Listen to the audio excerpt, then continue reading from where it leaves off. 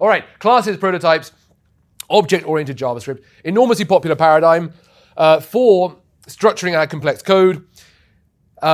Was more so than before when React really centered around the OOP paradigm. Increasingly, the functional style has become more typical in React, but this remains a powerful and significant paradigm in JavaScript libraries, and in our own code, because it mirrors a very popular form of structuring our large code bases that is used in other languages. And I will say now, we have a bunch of new features within it that have emerged even in the last couple of years that make it even more possible to emulate in full the object-oriented paradigm of other programming languages, which I think is pretty cool, actually. But it's all going to sit, unlike other languages, where it's natively implemented, instead on top of actually a quite different way of thinking about objects, data, and functionality, known as the prototype chain. Behind the scenes, it's going to enable us to emulate OOP, but actually is a pretty legit tool in its own right. We're going to understand the difference between the hidden prototype property and the prototype objects in order to undo a lot of the confusion that it is very easy to have, especially if you're coming from a more traditionally object-oriented language. Actually, raise your hands if you are coming from a language that does center most of its work around the object-oriented or classical class paradigm. Right, over half the room. Exactly, which is over 500 people. Who knows how large the auditorium here is. All right, we're going to then explore the new and class keywords to automate away a lot of the work that goes into using the prototype chain to emulate traditional object-oriented programming, object and method creation.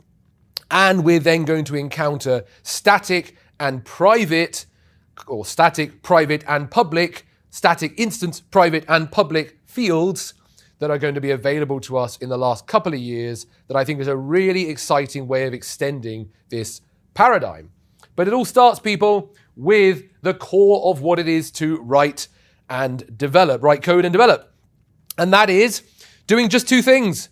We even, in a sense, in our execution context, see them. It's do code and save stuff. What does it say? Save data. So suppose we have a quiz game, and we are going to be spending our time building out a quiz game where we're going to have, keeping it simple, two users, saving their data, and then we run instructions, functions on that data. For example, increasing a user's score. That is it. That is all we do within programming. Save data and do stuff to it. Now, that doing to it might be sending it to another computer over a network. It might be displaying it on the UI. It might be adding one to it. But it's all just doing stuff to that data that we've saved. So why is development so hard? Why are we all paid the big bucks for something that is just saving data and changing it, using it? It's a conspiracy. No, because in practice, it's because even in our quiz game, I got to save lots of users, but also I got to save admins. I've got to save quiz questions. I've got to save the outcome of the quiz. I've got to save a league table. I might even want to save, I don't know, a game board that I'm going to display. I may even want to save a part of the view that I want to display. And all the associated data and functionality that comes with each of those things in hundreds of thousands of lines of code. And the problem with that is if all I'm doing is saving data and saving functionality to use on that data, for example, to increase the user's score, in 100,000 lines of code, where's the functionality when I need it to change that user's data? It could be anywhere in that 100,000 lines of code. How do I make sure the functionality is only used on the right data? What data structure do I have available to me in JavaScript that allows me to store both data and functionality in one neat package? What data structure do I have, Austin? It's an object. It's an object. Excellent from Austin. I will say, what did we see earlier? Not to throw us off course, but what did we see earlier? What's another way we can store functionality with associated persistent data? Closure. Functions with associated persistent data is an alternative way of doing much of the same idea. Exactly. And functional programming rests on that idea, because the idea still is I've got to keep my functionality and my data close together. But we are now approaching it from the other way, and these are two almost rival competing paradigms, the functional and the object-oriented paradigm. We are now focusing on it from the object-oriented paradigm, put our data and functionality bundled up within an object. Amazing. Yeah, I guess that is, I want my code to be easy to reason about. Oh, why don't I say this? Yeah, an object. Yeah, but I want my code to be easy to reason about, work out how across 100,000 lines of code I can find what I need. But I do have two other crucial constraints. Yes, I want to keep my code easy to reason about. Where is my increment function to increase the score of the user, increase the user score and the user's data? I want to keep them close together, but I have two other major constraints. I cannot have that easy to reason about because my data and functionality are bundled together, but also not make it efficient and performant. I can also not have that make it difficult to add new features or functionality. I don't know why I made those flip. Let's instead say, I need it to be easy to reason about, but also easy to add new features. I need it also efficient and performant. And it's going to turn out that these things might be a bit in tension. Easy to reason about, for example, make sure my data and functionality are right next to each other, not searching through 100,000 lines of code, might be in tension with performance. Might be performance meaning not taking up too much memory space, for example, not filling up the memory unnecessarily. Easy to add features or functionality to, let's say, enable the user to lose a point. I need to make sure that doesn't also harm my easy to reason about. These things are going to be in tension. The object-oriented paradigm aims to let us achieve all three of these goals at once. Okay, so using objects. If I'm storing each user in my app with their respective data, let's keep it really simple. We're just going to have user 1, user 2. We've also got very nice three-letter names here, Ari and Jay. Ari's score is 3, Jay's score is 5. And the functionality I need to have for each user, again, keep it really simple. We're going to have just the ability to increase their score. In fact, there'd be tons of these functions: increase, decrease, log in the user, log out the user, display the user in the view so the user can see their score. How could I store my data and functionality together in one place? Austin again.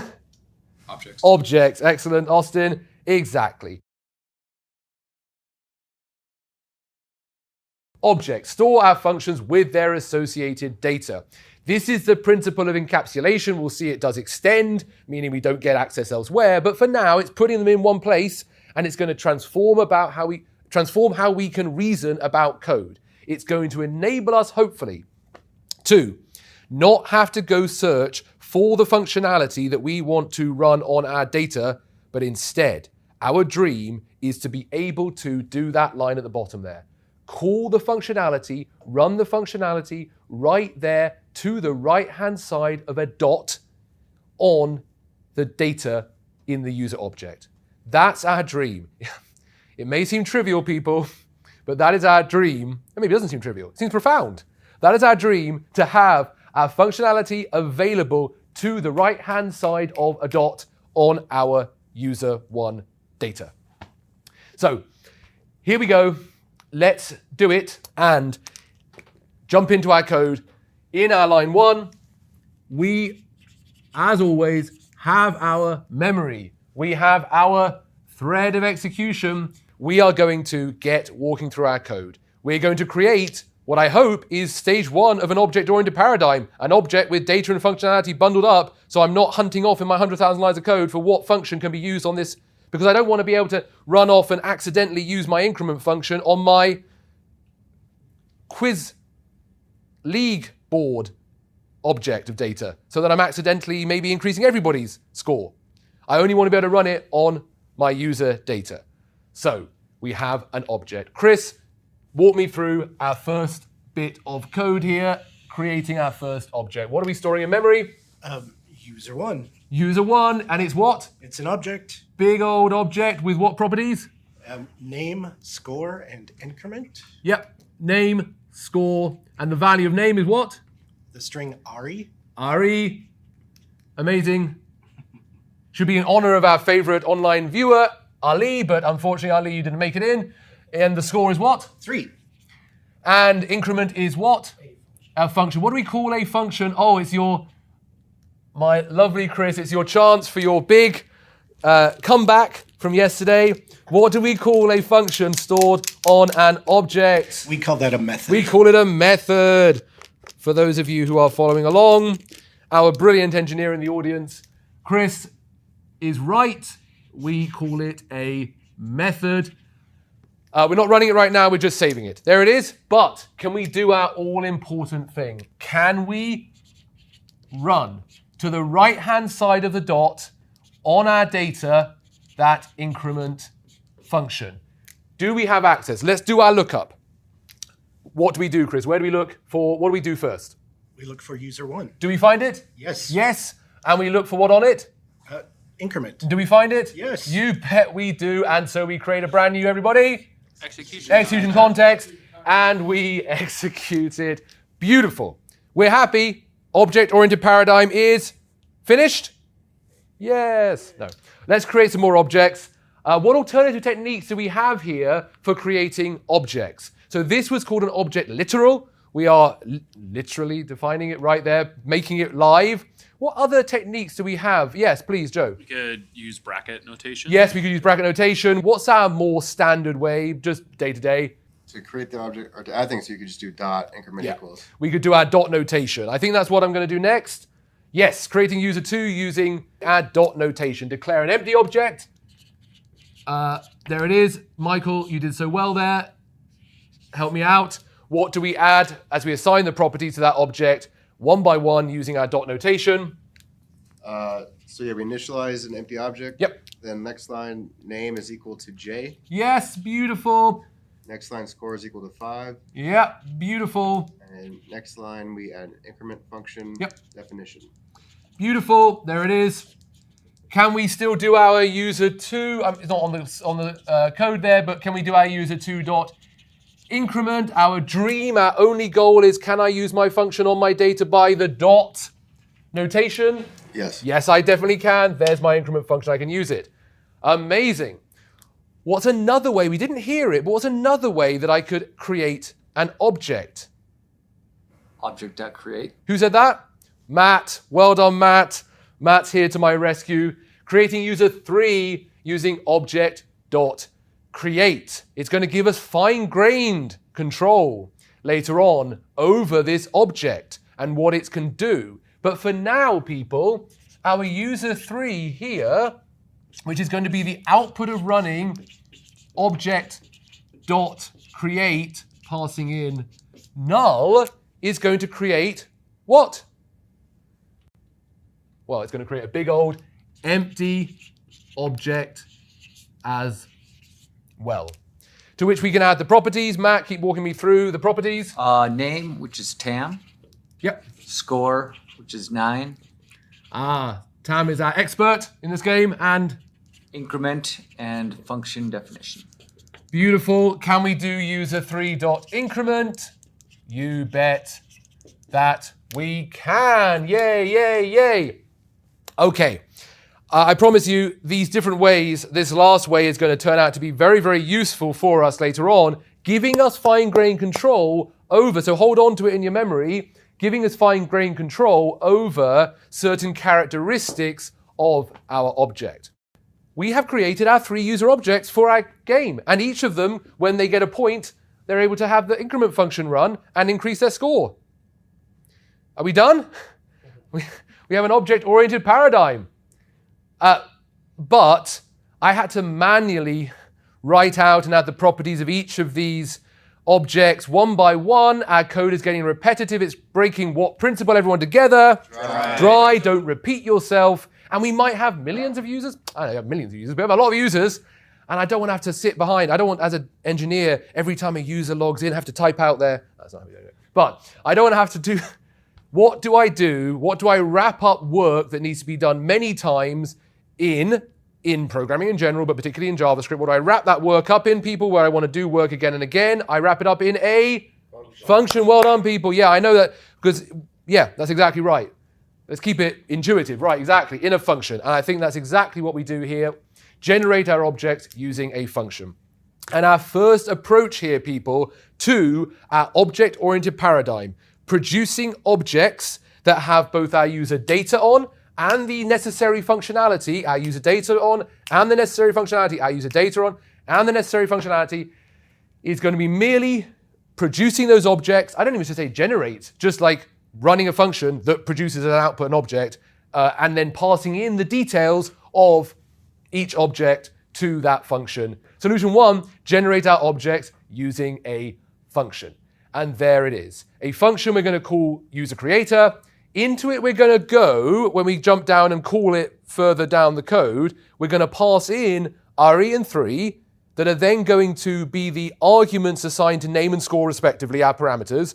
We're going to create a new object inside called new user. We're then going to assign to it dynamically a property name and assign to it the value of the argument name, which is RE. And then the same with score, which is 3. And then we're going to attach our increment function. No problem. And I hope we're going to get out of it a good old regular user. Let's do it, people. And hopefully this will be a viable solution and not one that is completely and utterly untenable. I can only imagine it's going to be viable and effective, and we're going to feel really good afterwards, aren't we? So in line 1, as I erase the board, in line 1, Joe, what are we doing in our... Brady. Brady, what are we doing in our line 1 of our code? As I write this down, what are we doing in line 1 of our code? We are declaring the function user creator Beautiful. And storing it where? in memory. In global memory, exactly. User creator is a function. Isn't it nice, people, to go back to something a little bit more vanilla than the mega, nice hat, Joe, than the extraordinary scale we had before? I'm sure it's very relieving. And Brady, we now jump down to declare what constant? User 1. User 1. And for now, it's uninitialized while we go and do some work, because we are going to call what function, Brady? User creator. And pass in what inputs, what arguments? The arguments are string RE and number 3. Number 3, and we're going to create everybody together a brand new Execution context. Yes, and for those of you online who are going to write in the comments, does he have to keep doing that? The answer is emphatically no, and you're right. Why do I do it? Why is a question that only a expert therapist could possibly answer. And into it we go. And in the local memory, we are going to start with our argument and parameter combinations. Tenzin, our first parameter we handle is what? It's name, Yes, and we're assigning what to it? the string of RE. Exactly. And the next is? The next one is score, Yep. and we're assigning the number 3. Beautiful. And then we enter the body of the function of user creator and we start executing its code. The first thing we declare is what? We declare an increment function. What's the first? It's easy. I hope you saw there, Tenzin was potentially starting to use the body of the code where the property assignment's happening at the moment of calling user creator. We're starting off only with dealing with our name score parameter that are filled in with RE and 3 right at the top of our user creator's local execution context in the memory. We don't actually do, where you see new user.name equals it, we haven't touched any of that yet. That's all to come after we declare what constant, Tenzin? I see, a new user. New user, exactly. But do you see how easy it is, people, to sort of think that we're doing something more when we pass in RE and 3 than just filling in these local... This is not an object. The local memory is our store of data live in that function. We've got to create an object, which we called what, Tenzin? What do we call it? New user, exactly. And now we're going to add some properties to it. What is the first property that we add in the next line? Tenzin, what's the first property? Not the value we assign to it, but the first property that we add. The name. The name, exactly. The first key we add is name, and then we're assigning to it name, which is what in our local memory? It's RE. RE, well done. We then do the same with the next line. We assign a property live. We're going to, it's a bit of a funny system, right? That could either be a lookup, go and look to see if there's anything at name, or an assignment, depending on where we're using it. Here it's an assignment. It's saying, hey, store and create, not even an assignment. It's saying, hey, score, if it doesn't exist yet, make it as a property name, make it as a key. And we do make the key of score, and we assign what to it, Tenzin? We assign number 5. Yes, score, the parameter value, the value of the parameter score, which is 3. 3, perfect. And finally, we do, as Tenzin said, add what to our new user object? We add the increment Beautiful. variable. The increment, and what's a function known as on an object? a Method. method. Well done, Chris. And there is our object. Now we hit the return statement, which says return new user. What is our, point with me, Tenzin, to return new user. What is our, oh, this is ridiculous. Sorry, Tenzin, we're going to return what? The object. The object. Spot on. Do we care about the label new user? We're returning the object out into global, where it is stored in what global label, Tenzin? It's called user1. User one. Spot on. There it is with name, Ari, score, 3, and increment is a function. Beautiful. I think for some reason, because I want to put us all through this, we are going to do it again because I want us to get this really precise. Are we going to do this again? You bet we are. Oh my goodness. Because I want us to know that when we now call user creator again, this time Tenzin with what arguments? With J J and 5. and 5, brand new execution context. I'm not going to put you all through that again. Into it we go, and in our local memory, what's our first parameter argument combination in our local memory? Tenzin, help us out with this. First one is, Name is set to what? Yep. and it's set to J. Yes, and then the second one is, Score yep, then it's set to, to 5. beautiful. We then hit the body of user creator where we declare what? We declare the new const user. Yep, new user, exactly, which is a big old what? It's an empty object. Empty object. We now create the name property on it, people, and assign it the value of the argument that was passed, or the parameter now, which is name, which is being assigned what argument value at this point, Tenzin? J. J, well done. Well done, Tenzin, thank you. And then score, which is now evaluated. So we assign the score property, new user.score says put a score property on and store what on it? 5. 5, which is the argument value of the parameter score, which is now 5. Well done. And then what do we add to our new user object? And then we add the increment. Method, perfect. We add another fully saved increment function. We need it because we need to have this object also, when it gets used later on, have access to that increment function. What do we do with this object at this point, Tenzin? We then return it Out into what global constant? back to the user 2. Exactly, back to and out to user 2, where we now have name J at score 5 and our increment function. Beautiful. And now we do our all-important check. Can we do all we dream of doing, which is run our method on our user 1 data, run our method on our user 2 data? Let's test it out. User 1 dot increment. Can we invoke it? Chris, help me with the lookup. Where do I look? Well, what's my lookup journey here? User 1? Yep. Do I find it? Yes, we do. And what do I look for? Increment? Do I find it? Yes. I do. So I create a new Execution. execution context. Well done, people. Interestingly, and that's great. I'm happy. Note that the code says new user, but there's no new user in global. Anyone remember what might have been happening here, Chris? Closure? Our backpack, exactly. The increment function, despite being saved on an object, still gets access to even its original name for the object that now is called user 1 or user 2 respectively.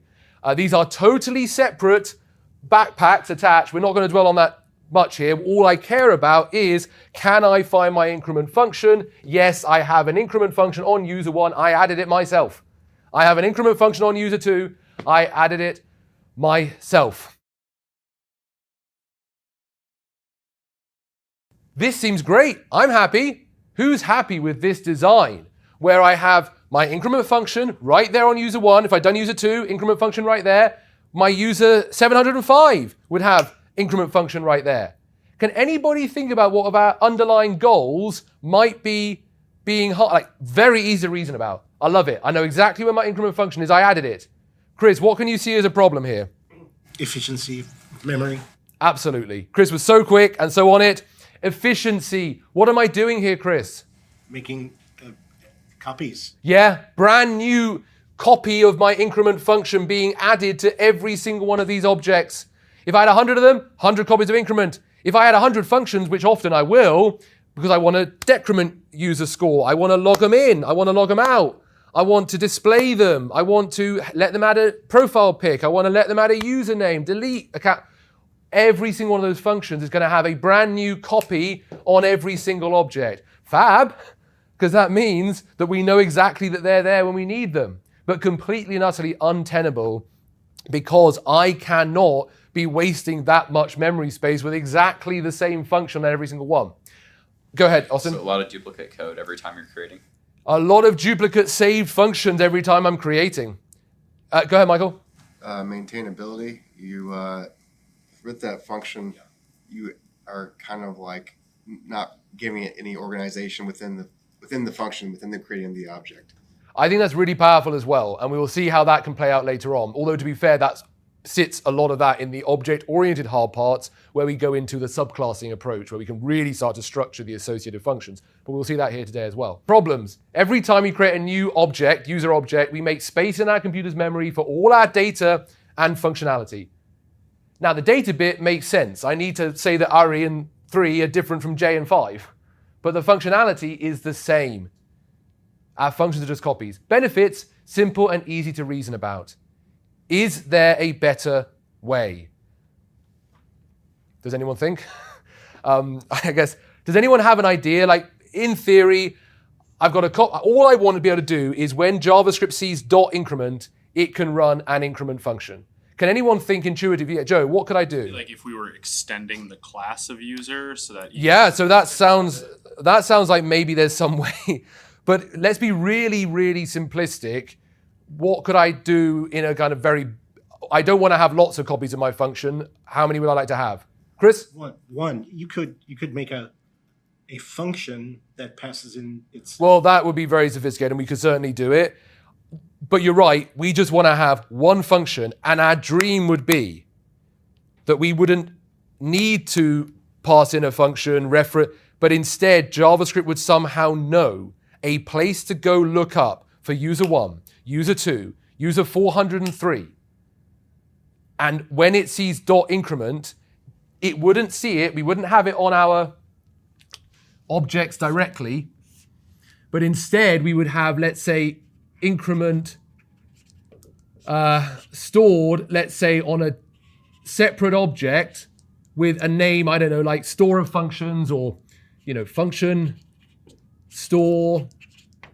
And somehow, when JavaScript's interpreter hits user1.increment or user2.increment, it would look on user1 and go, oh, no increment function, but it wouldn't panic. Somehow it would know to go and find the increment function on here. That I could run user2.increment, and despite not having increment on it, somehow it would know to go and find this increment function here. And we absolutely do have that feature. Can anyone guess what chain gives us that feature? Everyone together? The Prototype. Yeah, well done. Prototype chain, exactly. Exactly right. We can use the prototype chain.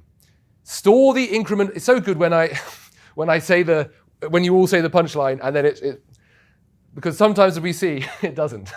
Using the prototype chain, store the increment function in just one object, have the interpreter, JavaScript, if it doesn't find the function on user 1, not panic. Chris rightly said, there it is. But if it isn't there, for it not to panic, and instead look up to that object and find increment there, and when it link user, and then use it there, use it from that function store. We would need to link user1 and function store in some way such that the interpreter, on not finding increment on user1 and user2, make sure to check function store to see if it's there. How can we do that?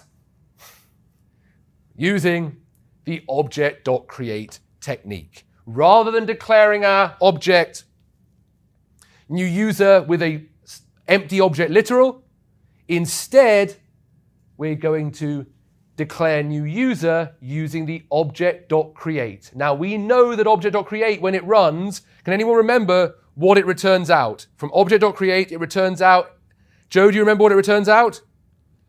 An object? With anything in it? No. An empty object.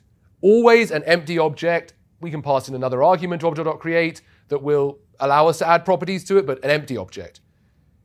The argument we pass in here, user function store, ain't going to get added to that new empty object. It's an empty object. It's an empty object. But it's going to have some sort of hidden bond to our user function store.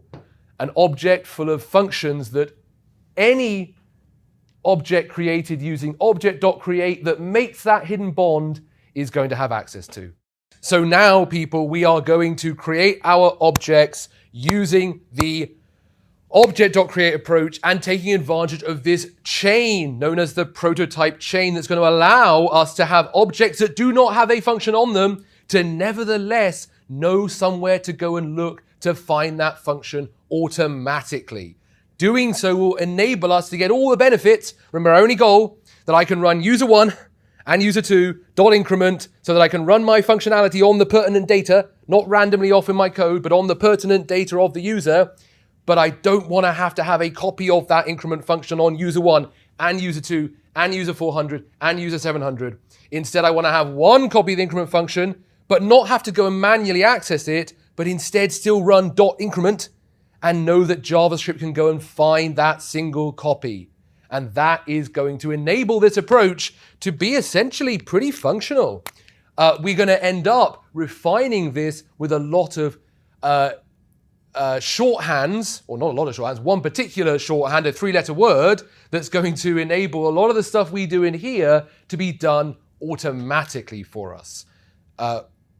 What do you think that 3-letter word might be? New. Well done. Yeah, people, will see it. Okay. But for now, solution 2, into JavaScript land we go. Let's have our memory. There it is. There's my straight line, relatively so. And into it we go. Let's get bouncing through this code. Chris, kick me off. What are we declaring? User creator. User creator, which is a function definition, just like any other. Next line, Chris, what are we declaring there? User function store. Yeah, and what is it? That is an object. It's an object. Yeah, don't get tricked, people, by its look, and it's got functions stored on it, but it is an object. And what are the methods stored on it? Increment. Increment, Which is a function. which is a function, and Login. Which login, which is another function. Beautiful. Thank you to Chris. Now we hit Chris declaring what on the left-hand side? user1. User1. Do we know what to store in it yet? Two. No, we've got to go and do what? User creator, and pass in what arguments? RE and 3. RE and 3, and we're going to create everybody a brand new what? Execution Well done, context. everyone! Yay! You're all my besties. And into it we go, and in our local memory, we are going to. Oh, I hope there's enough room. It's enough room. Okay. And into it we're going to go. And be really clear, people, here. We're going to deal just with the arguments and parameters. We are not doing anything with any objects or anything. We're just dealing with good old regular arguments, filling in our parameters. What are our two parameter names? Matt, what are our two parameters here? Name and score. Name and score. And we're going to assign to them the arguments that got passed in, which are what? RE and 3. Yep, well done. Now, people, does this look a bit like an object? It's sort of right, because it's definitely not. It's just the stored data, just like anything else in memory in our local execution context. Do not think that this is an object in some way, just a gotcha that people fall into. What are we declaring next, Tenzin, inside our user creator call with the inputs of RE and 3? We've assigned our arguments to our parameters. You know, as people often say, we've done our argument parameter assignment. We've got that bit out of the way. And now we hit the body of the user creator function where we declare what? Declare the const new user object. Yes. We declare new user and assign it well, okay, you tricked me. We've got to do some work. it's interesting you said we assign the new user object. Let's be really precise. We create a label new user. What Joe is going to be assigned to new user as a result of the call to the built-in function object.create that we are passing the argument. Thank you. Yes, user function store. A blank object. An empty object. I like a blank object, exactly. An empty object. Do not get it twisted. That is a big old empty object. Okay. Now, do I say right now that it's going to get... It's an empty object. Okay, let's assign some properties to it. Do I say right now that it's going to have... Oh, whatever. I can't decide what I'm going to say right now, but we know, don't we, right, that this big old empty object is somehow, as yet unknown, going to get a bond, Joe, to what? To user function. To user function store. We don't know how, but we know it's going to get a bond there somehow. Exactly. But for now, we plow on, because it's a big old empty object. I cannot stress, I mean, you can probably imagine it's going to have some sort of hidden property, but it's a big old empty object into which, Joe, we're going to assign what first property name? We'll assign a new property name of name. Yes, very unhelpful, isn't it? Yes, name, to which we are going to then store what value? The value of the argument passed for name, which in this case is Ari. Okay, can we just give a little hand there to Joe, because that precision is really important. Everyone on the stream is going, got it. Now I know exactly what's happening. Well done. And the next one, Joe, you have to do it all again now, don't get it wrong. Create a new property called score, Yep. and we assign to it the value of the argument passed for the parameter score. In this instance, score equals 3. Oh, he's too good. Okay, let's give him a hand again. Oh, very good, Joe. Well done. And now we hit return. So I wasn't actually upset that you did so well. I'm really happy. Return new user, which we heard Tenzin earlier say is going to return this object, this whole object here, out into our global label, user1.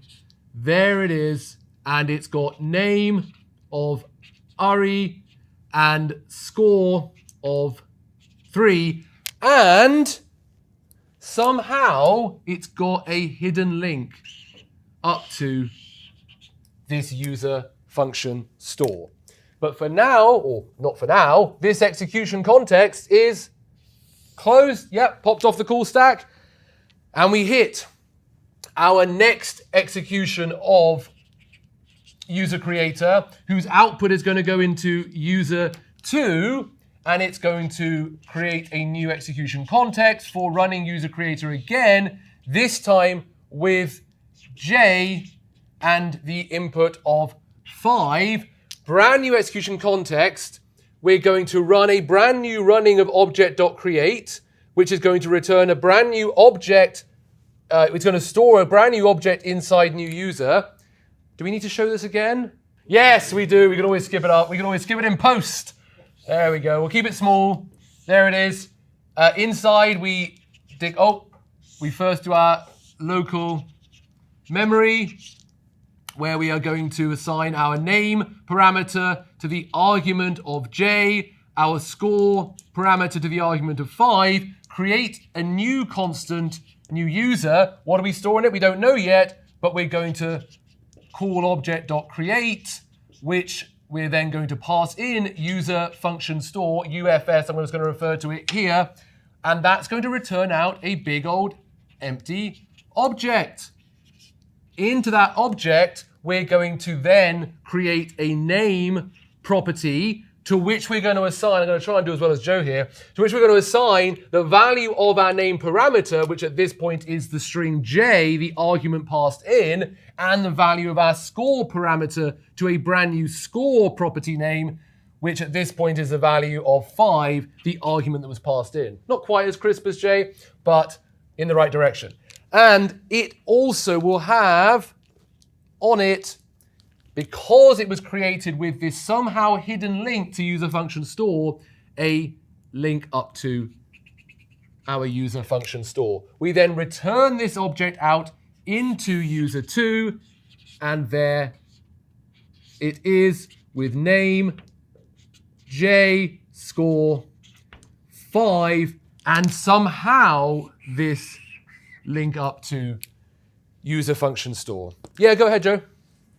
I think maybe two clarifying questions. Yeah, go ahead, that go for it. might have more to do with the instantiation of the object.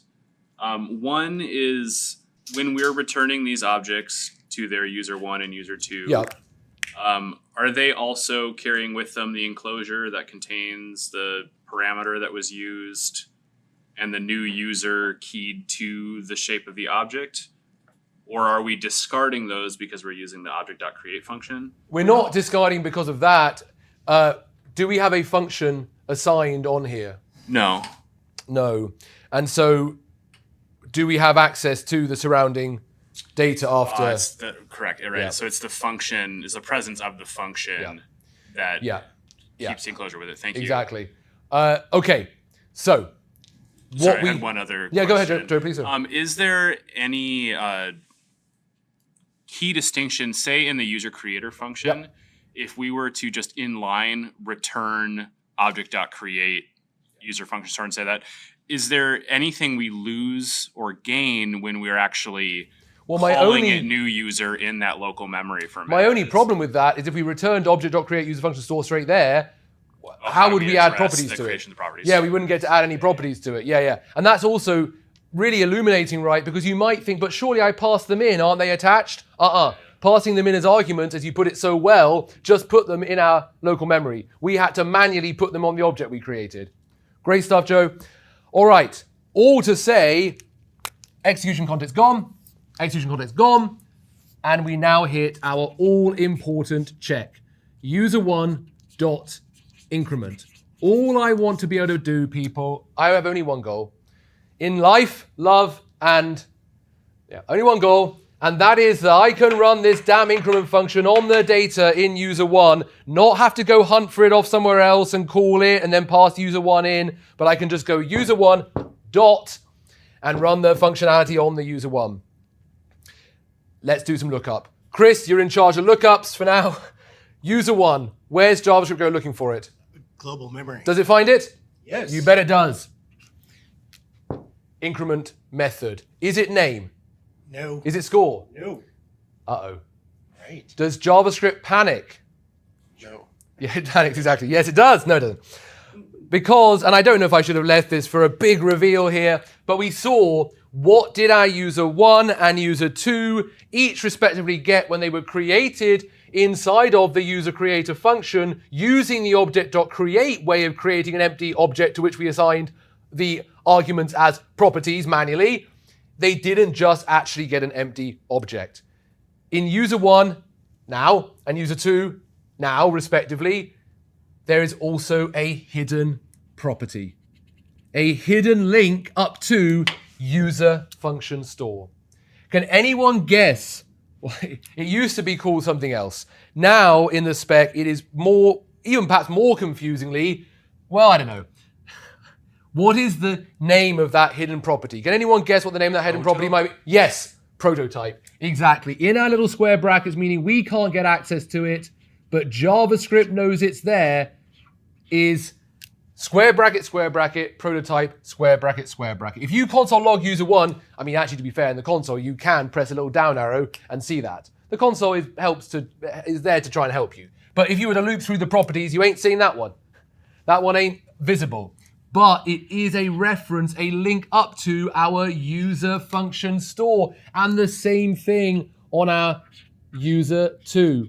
A hidden property, square bracket, prototype, square bracket. It was set at the moment that this object was created and stored in new user with the user function store passed into the object.create. It set that square bracket, prototype, square bracket, link to user function store, that square bracket, prototype, square bracket, link to user function store. So, Chris, when JavaScript fails to find in name or score, the only two properties, in that list of properties here, it fails to find increment, it doesn't panic, where does it go and automatically make sure to check first? Chris? prototype, and it finds a link up to user function store where what does it retrieve, Chris? Increment. Increment, and so it can run it and create a new execution context to run increment. Let's look at that increment function. Into this execution context we go. We have a problem, people. This increment function is going to be used, one saved version of it. I don't even like using the word copy because it's not a copy of somewhere else. One saved version of it. One instance is a term people use, but again, these have very big connotations in other languages of what an instance is coming from. So I'm just going to say one saved version of the increment function in memory is going to need to be used for user 1 and user 2 and user 400 and user 700 and user 1020. Before we referred to it, well, actually in the very first example, as user 1 score, what was it? User 1 dot score plus plus, and then we could increment score 3 to 4. User 2 dot score plus plus 5 to 6. But we now need to ensure that this increment function works on user 1 and user 2 and user 5 and user 100. We need to somehow know how to refer to the object that the function increment has been called on. It doesn't know which one it's going to get called on. It needs something in local memory that will automatically be assigned to the object on which it's running. What built in, we call it implicit parameter. It's a parameter that shows up here without us having to do the defining of our, the specifying of ourselves. What implicit parameter shows up immediately in this local memory? Anyone know? Yeah, go ahead, Michael. This. Immediately in our local memory, we get the implicit parameter this, which is going to point to always, whatever, always, we'll see later on, but always whatever object is to the left-hand side of the dot that increment function is being run on. So in this case, the this would resolve to what, Matt? It would resolve to the user. To which user? User 1. User 1, spot on. If we ran increment, if we went user 2 dot increment, go and grab the increment function, brand new execution context, the this would become what, Matt? User 2. And so we've made sure to write our code, I hope, to refer to that this implicit parameter. Did we? Okay, we did. This dot score plus plus. So our this here will evaluate to user 1 dot score plus plus. Now it's a little bit kind of funny. Even though the this is referring to user 1, the user 1 here is going to look in local memory. Does it find, the increment method is going to look in local memory for user 1. Does it find it there? No, but that's not a bad thing. We find it off in global where we find user 1 and we look for what property on it, Matt? Score. Score, and we do what to it? Add 1. Increment it to 4. Beautiful from Matt. Exactly right, people. We've had to introduce, in order that this function can be used on all and any object on which it's called, automatically accessible because of our hidden prototype reference up to this user function store, that increment method now needs to work on user 1, user 2, user 500. So how the heck does it know when it runs which object it's running on?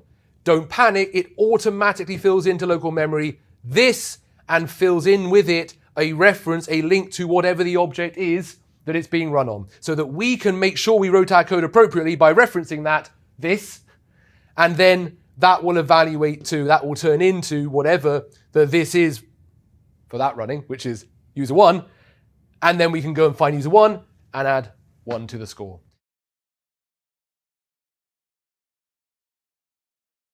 So what if we wanted to confirm, I'm just creating a hypothetical scenario here, well, not hypothetical, quite useful. What if we want to confirm that our user 1 has the property score on it?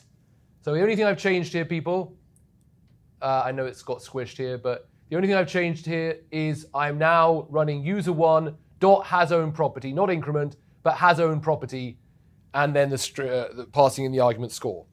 So let's do this. User 1 dot has own property and passing in score. Okay, Chris, help me out with the lookup. User 1, where is it? Global. Global memory, do we have it? Yes. Okay. Has own property. Is it name? No. Is it score? You're being very generous here, by the way, Chris. For the people online, they're just loving the clarity that you're providing. Is it score? Nope. Are we looking for the method has own property? We're looking for the method has own property because that's what we want to use, right? Right. Is it on? Yeah, I see why you hesitated. Does has own property, let's be really clear there. Thank you, Chris. We're looking on user one for a property, which happens to be a function we can run, hopefully, called has own property. It's not name. Is it score? No. So where do we go look? Prototype.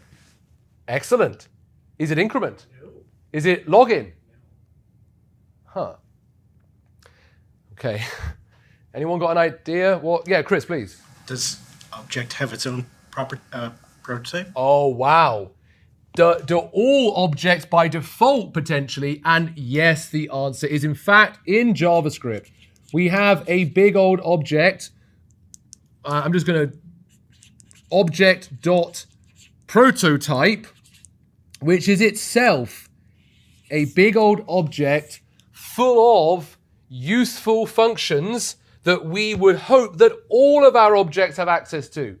But damn it, I've blocked off any access because there's only one prototype reference on each object, and this one points to user function store. On this object is has own property and many other useful built-in functions. What do we think might happen when we don't find has own property either on user one or on user function store? What do you think that user function store, as soon as it's defined, might have had set up automatically? Chris? Prototype. A prototype hidden property of its own. A prototype hidden property of its own pointing off. Beautiful. A prototype hidden property of its own pointing off to where, do you think, Chris? Object.prototype this object. Oh no. Okay, we're just going to do it out here. There it is. And when we don't find has own property on user function store, JavaScript goes to look on its link off to object.prototype, itself an object. Now, technically, object is an object which has a property on it, prototype, which is this object that we're looking at here. And there, what, Chris, do we find? Has own property. And we get to run its code and pass in score. What is its prototype? What is its hidden reference off? What if we don't find it on object.prototype object? Don't panic. This one points to null. It's the end of the chain. Okay, people, this is the chain that we can then intercede. In fact, user one, if we hadn't used object.create and just declared a regular object, and user two, respectively, out of running new user, would have had their prototype point to this object.prototype so that it has access to all the useful functions. Well, we don't want to lose access to those. Don't panic. The object that we gave it access to, user function store itself, has access off to this object.prototype. And JavaScript goes up the chain. User one dot increment doesn't find it on user one. No panic. Go up the prototype chain to user function store increment. Great. User one dot has own property. It's not on user one. I didn't add it. It's an empty object. Well, no, it's not got two properties, name and score, but it's a regular object. It ain't on user function store because I know what I put on user function store, increment and login. And it didn't suddenly magically have like has own property on it. Don't panic. It by default, all objects as soon as they're created by default have a hidden reference link in the hidden prototype, square bracket, prototype, square bracket, property of to a, let me actually make sure this is, I don't like calling something like that. Let's make it really clear what it is. This is an object. Sorry, this is a built-in thing stored in memory. Let's make sure it's clear it's built in. That's why I put the dots around it. Called object, which is itself a big old object, which has a property on it, Chris, called what? Has own property. That's on the... Oh, prototype. has on it a property called prototype, which is an object. This here is not our hidden prototype property. This is where I find JavaScript's naming conventions a bit rough. Like object.prototype is accessed by all objects hidden prototype reference to that object.prototype. And you can see how so I used to like to call this hidden property because in the end it's hidden. I used to like call it square bracket proto, square bracket. In fact, you can still access it directly on an object via __ proto __. And you can actually see exactly what is referenced there. But that's a sort of legacy, almost deprecated, it still works, but legacy way of seeing the prototype. The spec defines it as square bracket, prototype, square bracket. And all objects by default have access to an object that is on a built-in object called object that has on it a property called prototype, which is a big old object. That's the object where our has own property is. So when we go user1.has own property, we go to user1.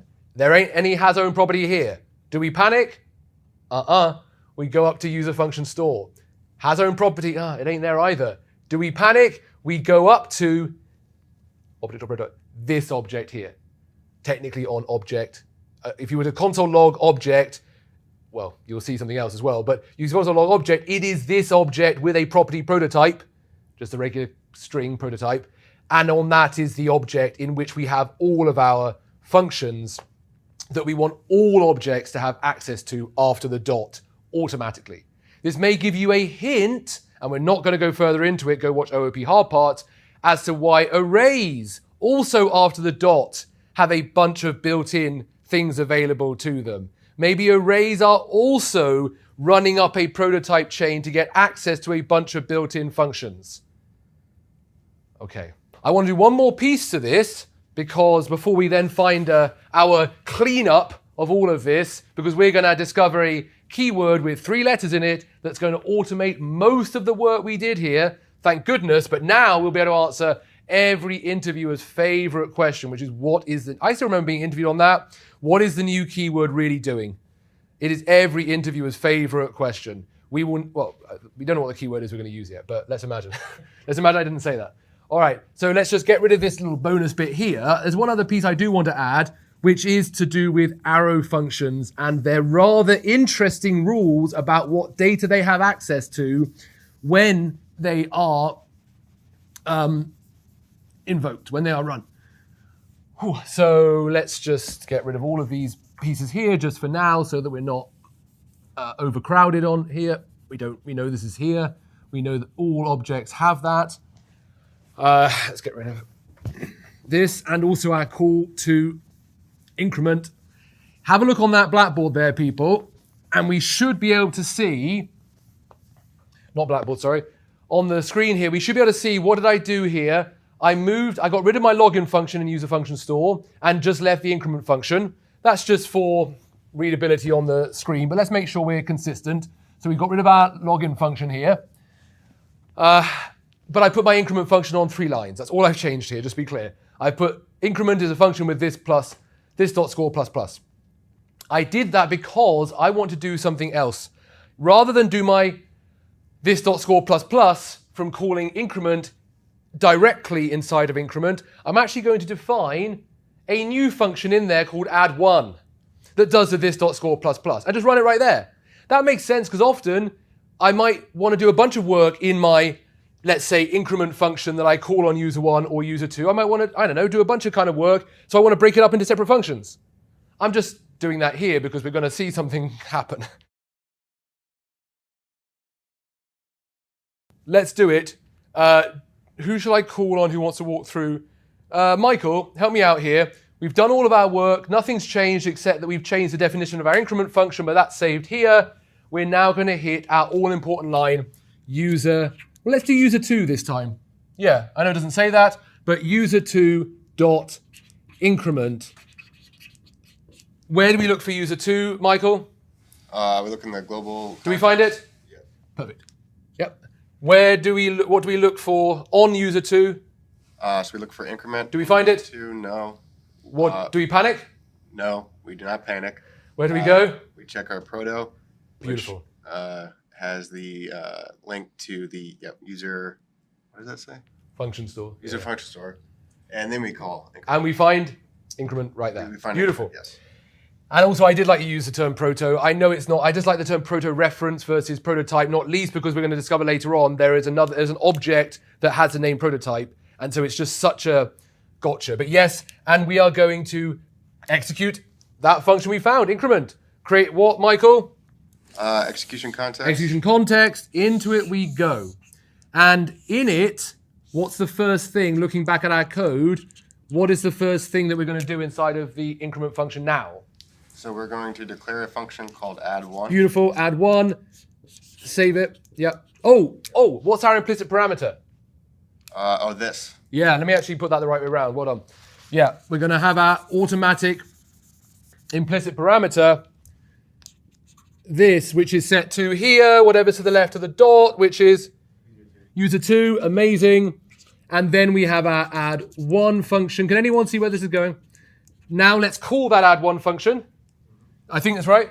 Yeah, what tells me to call it, Michael? I know you know, but parens, exactly. A brand new execution context just inside of here, a little tiny baby one. And into it we go. Yeah, exactly. We'll just hold that for a moment. Oh, sorry. And no, that's good. And we hit what line inside of add1? This dot score plus plus. This dot score plus plus. What is our this going to be assigned inside of add1 here? I hope it's the user2 object, right? What sort of language would have it executing inside of a method called on user2? A mission critical part of using a method, a function on an object. What does add this here point to, Michael? Presumably user2, right? I hope so. That would be nice. That'd be nice. Points to the context of add1. Which unfortunately, it points to a very, not very useful, unused object automatically in global called window. Heard of that one before?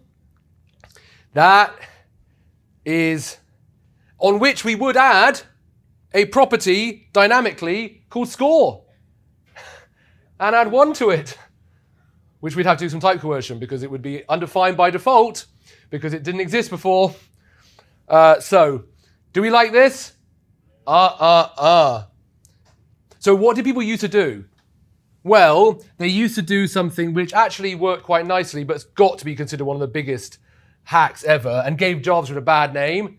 They, inside of increment, before calling a function inside, would declare that is this. And inside of here, we would write that dot score plus plus. There ain't no that here. We'd go out to this, that, and point to this, which points the user to... Oh my goodness. So JavaScript did get a bad name for stuff like that. But fortunately, we're long past those days now, and we instead have an alternative approach. We have a different way of declaring a function that we said has very little effect.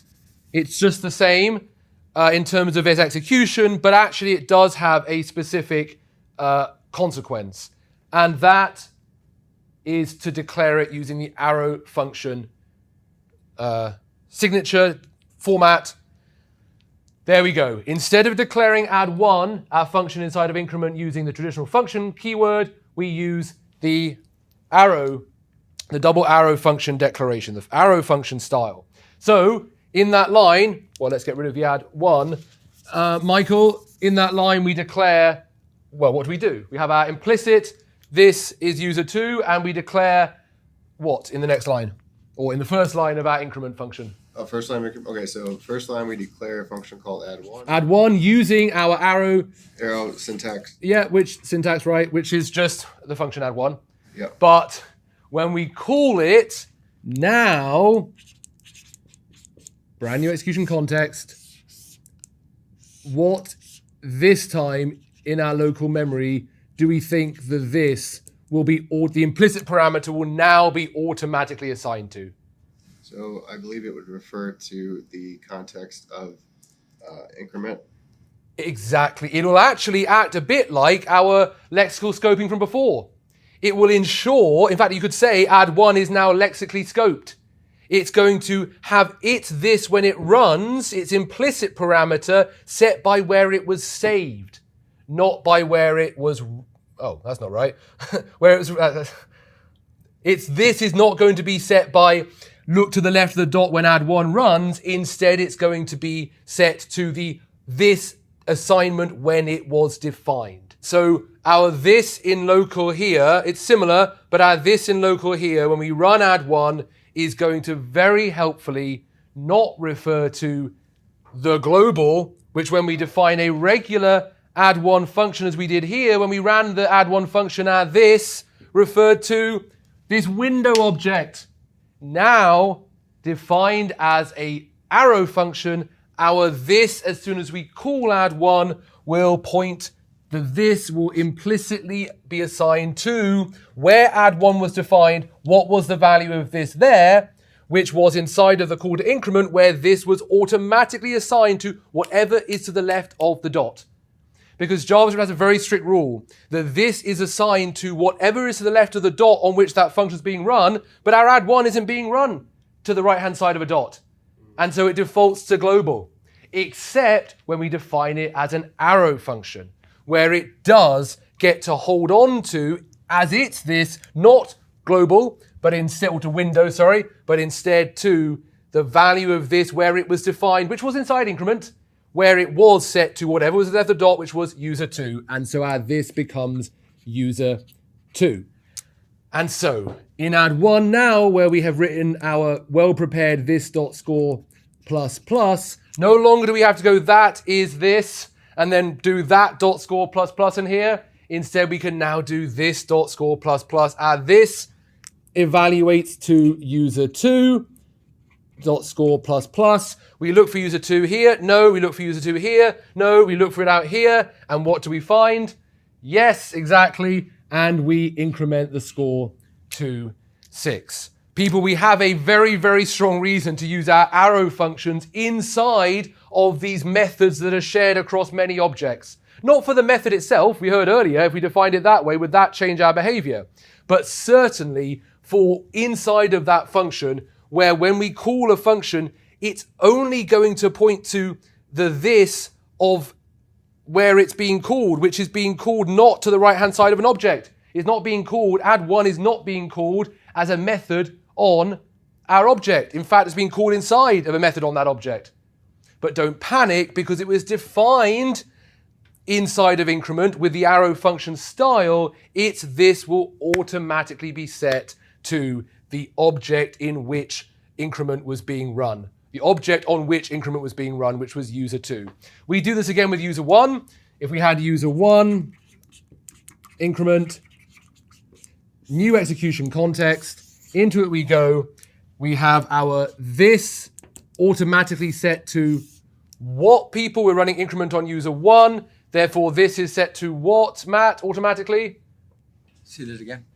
Everyone we're running increment on user1. Therefore, our this is going to be set to what, Joe? User 1. Yeah, well, very nice voice, Joe. It's changed. User1, exactly. Then we declared our add1 function, which we know when we call it as a normal regular function inside of here, when we did this dot score plus plus, that this refers to something incredibly useless. Instead, now because we declared add1 as an arrow function, the this inside of add1 will also refer to the object to the left of the dot on which increment is running. So we hit this is user1 dot score plus plus. There it is, and we get 5. Those are some bonus pieces, but really what I want to talk about here is this solution 2, using the prototype chain. What are its problems? We got objects with functions available on them. User2 got increment, user1 got increment. We then used them but without having to copy them on user 1 and user 2 and user 400 and user 600. No problems, people. This is a beautiful approach. Maybe a little long-winded. Once you start thinking in an object-oriented paradigm, you move towards thinking about everything as data and functionality wrapped on an object. So once you start thinking in those terms, you might even use a function to create a object for just your single game board, even though there's only one of them. Just because you become defaulting to, I will run a function or I will create a object that contains my functionality for the user's game board and the data associated with it. And if I have to do that, if to do that every time, I have to run a function that returns out that object with the data and the functionality. And to do so, I have to create an object inside that, by the way, is only going to be a temporary name for it, right? I got rid of that name once I returned it out. And then I have to do this object.create to set the bond to the function store. And I have to return out that new object. You could think, do I really need to do all that stuff? And in other languages, you don't. In other languages, it's done automatically for you. We have to write this stuff every time, although it's only 6 words. But benefits, this is a super sophisticated, complete solution. Solution 2 is not a broken solution. Solution 2 is a fully functioning solution. However, people, it is not standard.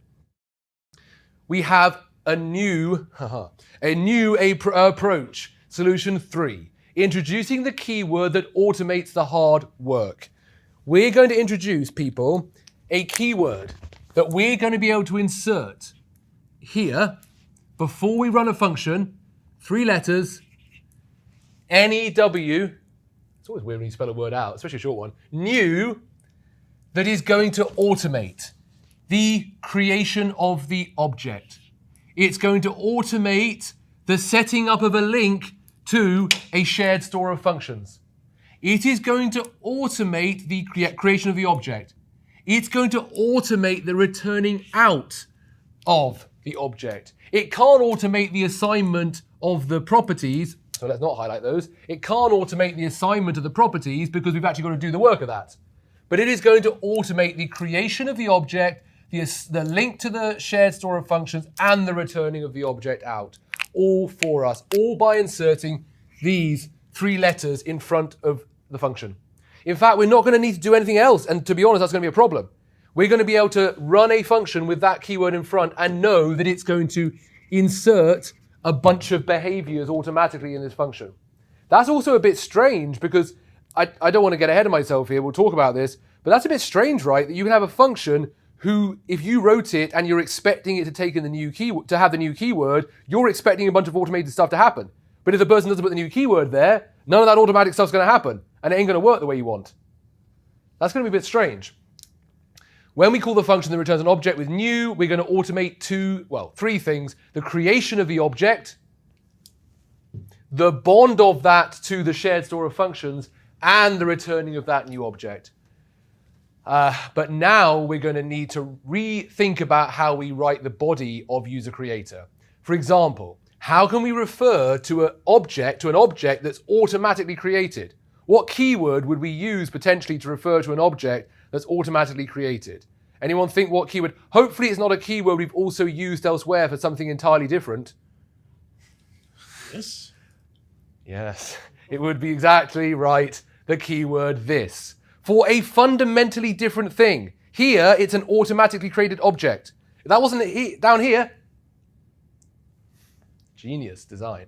And how are we going to know where to put our single copies of our functions? Here we manually said, declare an object, use the function store, and make that bond using object.create. Now we're going to need to rely on JavaScript having a default place that for the objects that come out of running user creator with the new keyword, that they're automatically going to know to link up to.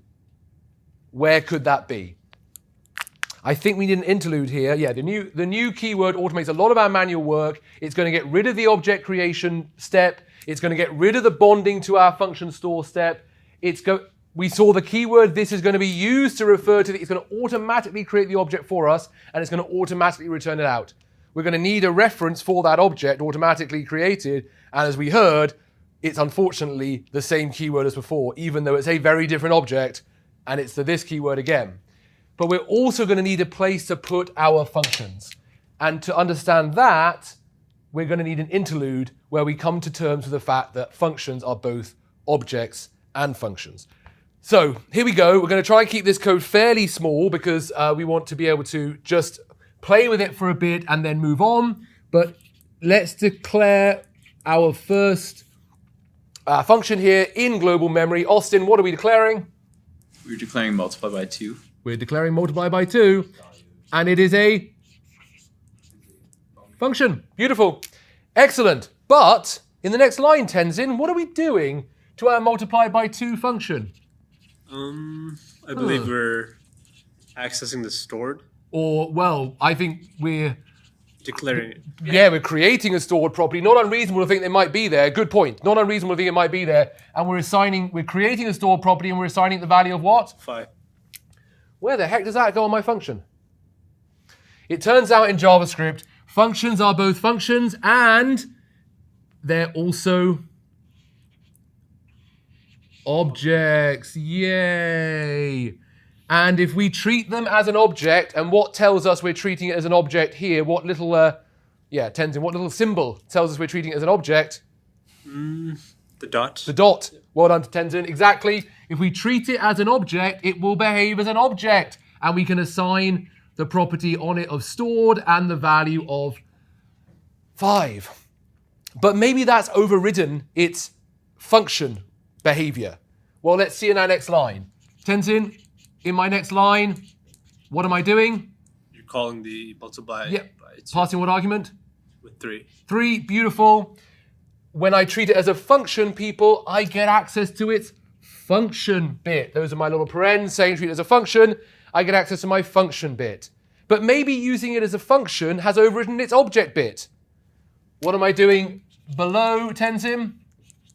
I think you're just calling it. Well, I'm accessing I'm looking for what notation am I using here? The dot stored. Dot, exactly, which tells me go look for multiply by 2 and use its object bit where I find what property Stored. and has what value? 5. 5. Beautiful. Okay. Functions in JavaScript are both objects and functions. And if you treat it as an object, you get access to its object bit. And if you treat it as a function, you get access to its function bit. This might allow us, people, we could use, well, actually, you know what? We suggested that our object bit was an empty object, but actually it has in it not a hidden property, people, very unhelpfully, a very real property called prototype. This is not our square bracket prototype, but a very real property called prototype, which is automatically a big old empty object. In fact, all functions in JavaScript automatically are also objects and automatically also have on them a prototype property, which is a big old empty object. That is not the same as our square bracket proto. That's why I like to used to like to call it proto, which was a hidden reference off to somewhere else. This is a explicit, we can go and look at multiply by 2 dot prototype and we will see it as a big old empty object. Because we declared a function, it's also an object, also with a built-in object on it by the name of prototype. We could use the fact that all functions by default have a property, prototype, on their object bit, itself an object, to replace our function store. When we had our user creator function, we didn't just get a function. It also had associated an object, which also had a prototype property on it, which was a big old empty object. What if we could put into there the functions that we want when user creator gets run, and out comes an object, that object would have access to our functions in that user creator dot prototype. And that is exactly where JavaScript with the new keyword puts our function store. So let's look at it. The new keyword automates a lot of our hard work.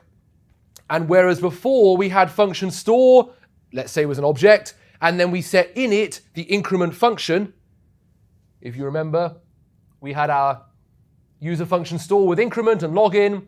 Now that we no longer get to manually make that bond to user function store when we create our new object using object.create, but instead new keyword is going to automatically create that object for us, we need somewhere to automatically know that the functions that are going to be accessible by that object via the prototype chain will be found by JavaScript, that it's going to go look there automatically. Believe it or not, people, it's going to be the name of the function in its object form, which has a prototype property, no, not a prototype property, an object stored on it under the prototype key, and it's there that those functions are going to be stored. So here we go. We're diving into our global execution context and defining our first function. Who is going to be the lucky person who gets to talk through it? Joe, line 1. Joe is been super engaged the whole way through. It was the eye contact that did me in. Don't do eye contact. It's the classic. It's the classic. Matt, the lack of eye contact, because Joe is right. Why should eye contact, a thing that I value enormously, mean that you're definitely called on? Matt, no eye contact. Matt had his hat pulled down over. Matt, go on. What are we doing in line 1 here? All right, we're declaring the function user creator. Aha. We're declaring a function user creator. But Matt, now we know that all functions are both functions and objects. We're declaring a function object user creator. What else does this user creator immediately have stored on it? It has this keyword. Oh, it has, what is it? As soon as we declare a function, people, it's both a function and what, Joe? Unlucky, you're up again. An object. So we'll see all of this to come, but it's both a function and also an object. In fact, let's make it even bigger because that object also, Joe, by default has a property on it, which is what? This? What is the property on it? The hidden prototype. Here it's the what, Chris? Prototype. Exactly. There it is. Don't worry, people. This is we'll see this the whole way through. Prototype, which is a big old empty object. People, this is any function we ever declare in JavaScript. Most of the time, we're not that bothered about this bit here, but in this case, we're going to make great use of it. All functions, as soon as they're declared, are automatically both functions and an object. And automatically, any function that gets declared, that object automatically has a property on it by the name of what, everybody? Prototype. Is that the hidden property prototype? We got that from another part of our process, which we will see in a moment. It is instead a big old empty object. So, Chris, go ahead. All objects have the hidden prototype property. Yeah. So actually, there would be a hidden prototype property on this object. On this one, Proto's all the way down. All the way down. Well, until we get to the object.prototypes prototype, which is null. Oh, let's give him a hand. Well done, Joe. Right, Joe gets too many hands. All right. And eyes. Yeah, exactly. All right. So we've declared user creator, and it's so much more than we thought it was.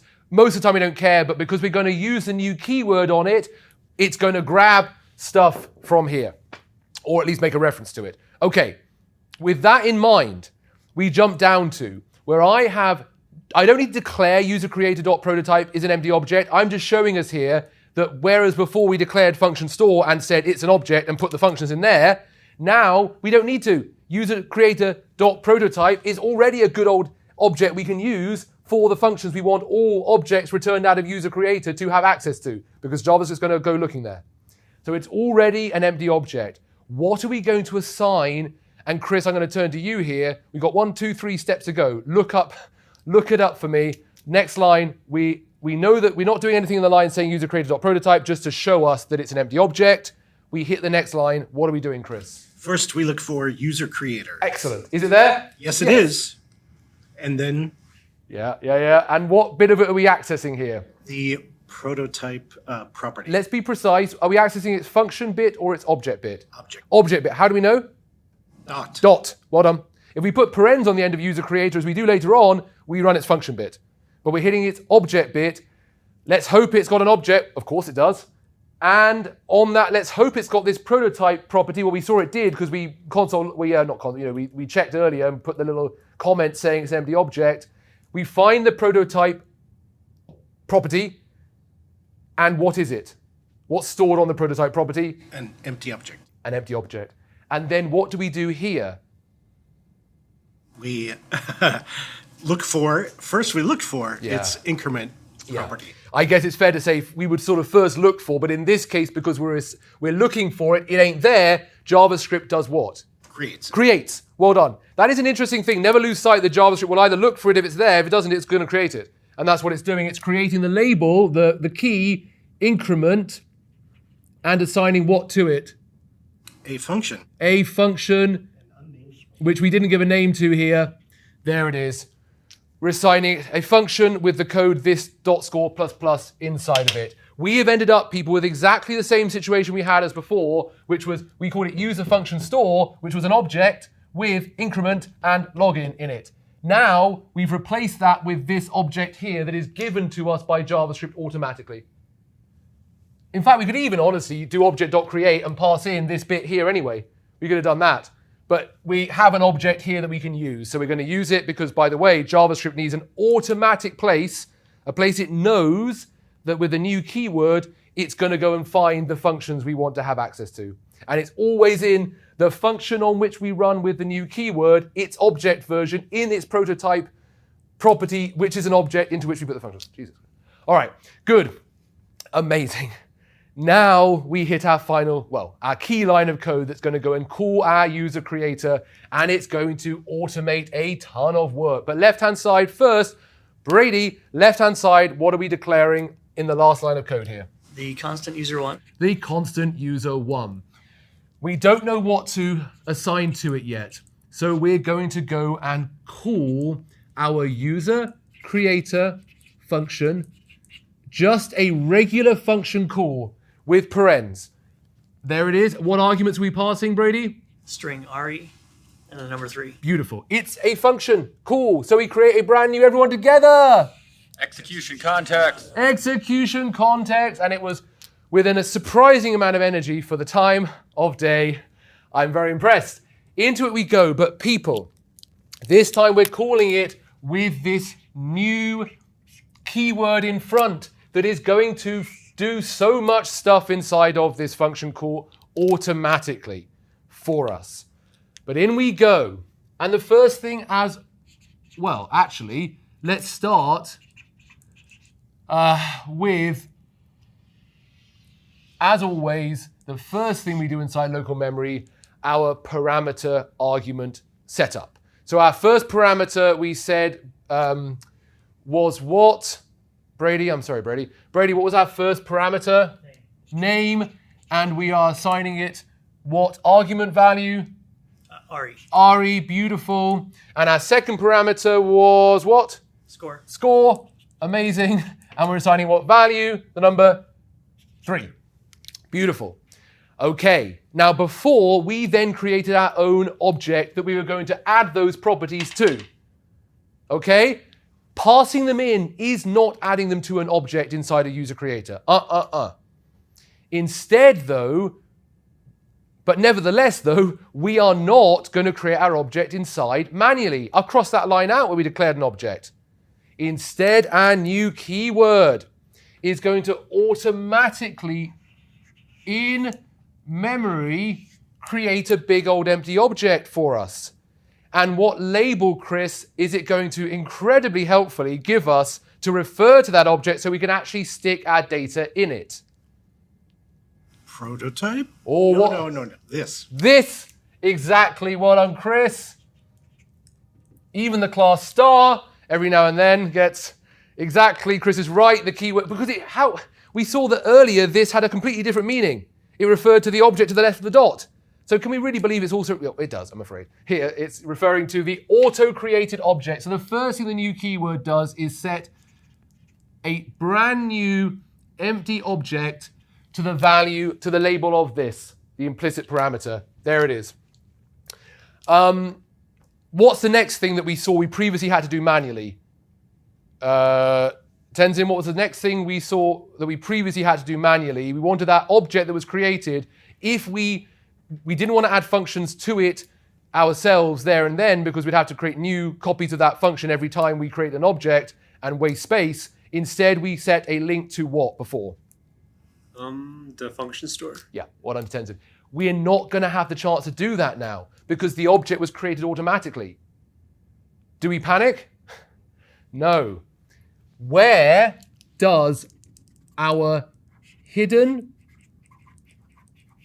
reference, maybe we could call it proto-reference, get automatically set to, Joe? This is a challenging one. Prototype. Yes, but Chris, where is it? The Point to it on the board.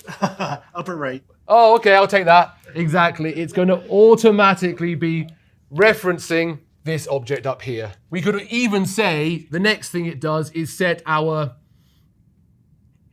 hidden prototype link to the name of the function, user creator, in its object version, which is this object here. User creator dot prototype, this object here. We've ended up in the same position as before. We have an object with a label we can use with a hidden link up to, hopefully, the functions we want that object to have access to. And it's automatically, everything in blue, I don't get to choose. JavaScript chose it via the new keyword. Okay, but now we are actually back to regular JavaScript. I want to stick some stuff on this object, otherwise, it's just generic. So, Tenzin, let me add, this is quite challenging, let me add a property to this object. What label do I now have available to access this object, Tenzin? What label do I have to access this object here? Property. This object here, what's the label for it? This. What under Tenzin? So if I want to add a new property to this auto-created object, we used to call it new user, right? So we did new user dot name. Now we're going to do this dot, if you want to add a name property, we're going to do this dot what? This dot name. This dot name, and assign to it the value of name, which is what here? String of Ari. The string of Ari. So we're going to assign Ari to this, which is our auto-created object. We're going to create a name property on it and assign it Ari. And then we're going to do it again. This dot score is whatever the value of score that was passed in. We're going to grab the value of score, the argument, which is 3, and we're going to set it on this dot score, meaning we're going to live create that score property and give it the value of 3. This dot name, this object, create a name property, assign it the value of the name argument, which was Ari, the value of the name parameter, which was Ari, and then the same for score, which was 3. We have our object, which is very much the same as we had before.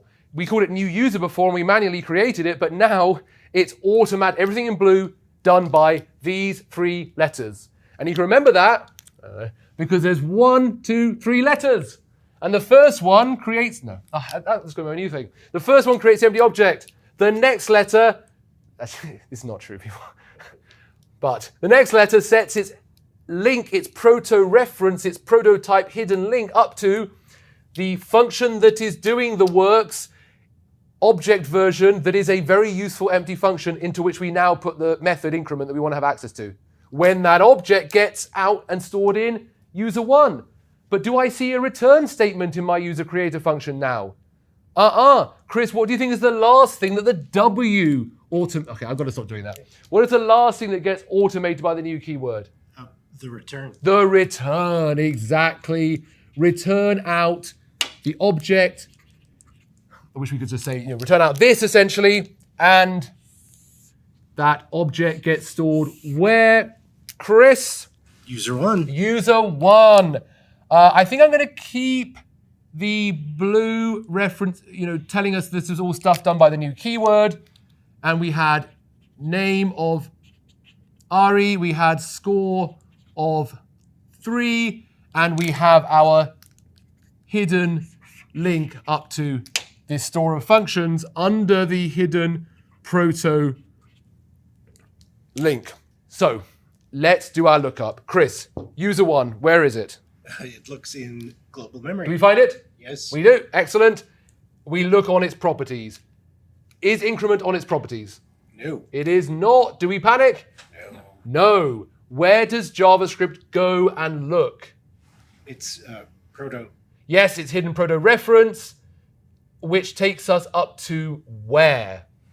The user creator In its prototype. yeah, sure, but user creator in its what form? Object form, and look on the Prototype property, which is an object, and we start looking through it. Do we find increment? Yes, we do. You bet we do, and we create a new execution context to run it. And we know that, again, let's not lose sight, that inside of its local memory, the this will be automatically set to whatever is the left of the dot, which is user one. So when we hit this.score++, we get user one.score++, because it's this.score++ and user one.score++. There it is. And we increment it by 1. All right, people. We have here removed so much of the code we had to write. The new keyword has automated all of it for us. We now actually end up with a rather tight code here where if you look inside our user creator function, we didn't need to create the object. We did it automatically, and we refer to it as this. This is all exactly the same code, by the way. We didn't need to return out the object. Compare these side by side. We got rid of and just are left with the only thing we have to manually state is to put the arguments onto the object. We didn't need to create a function store as we did before where we put the shared functions.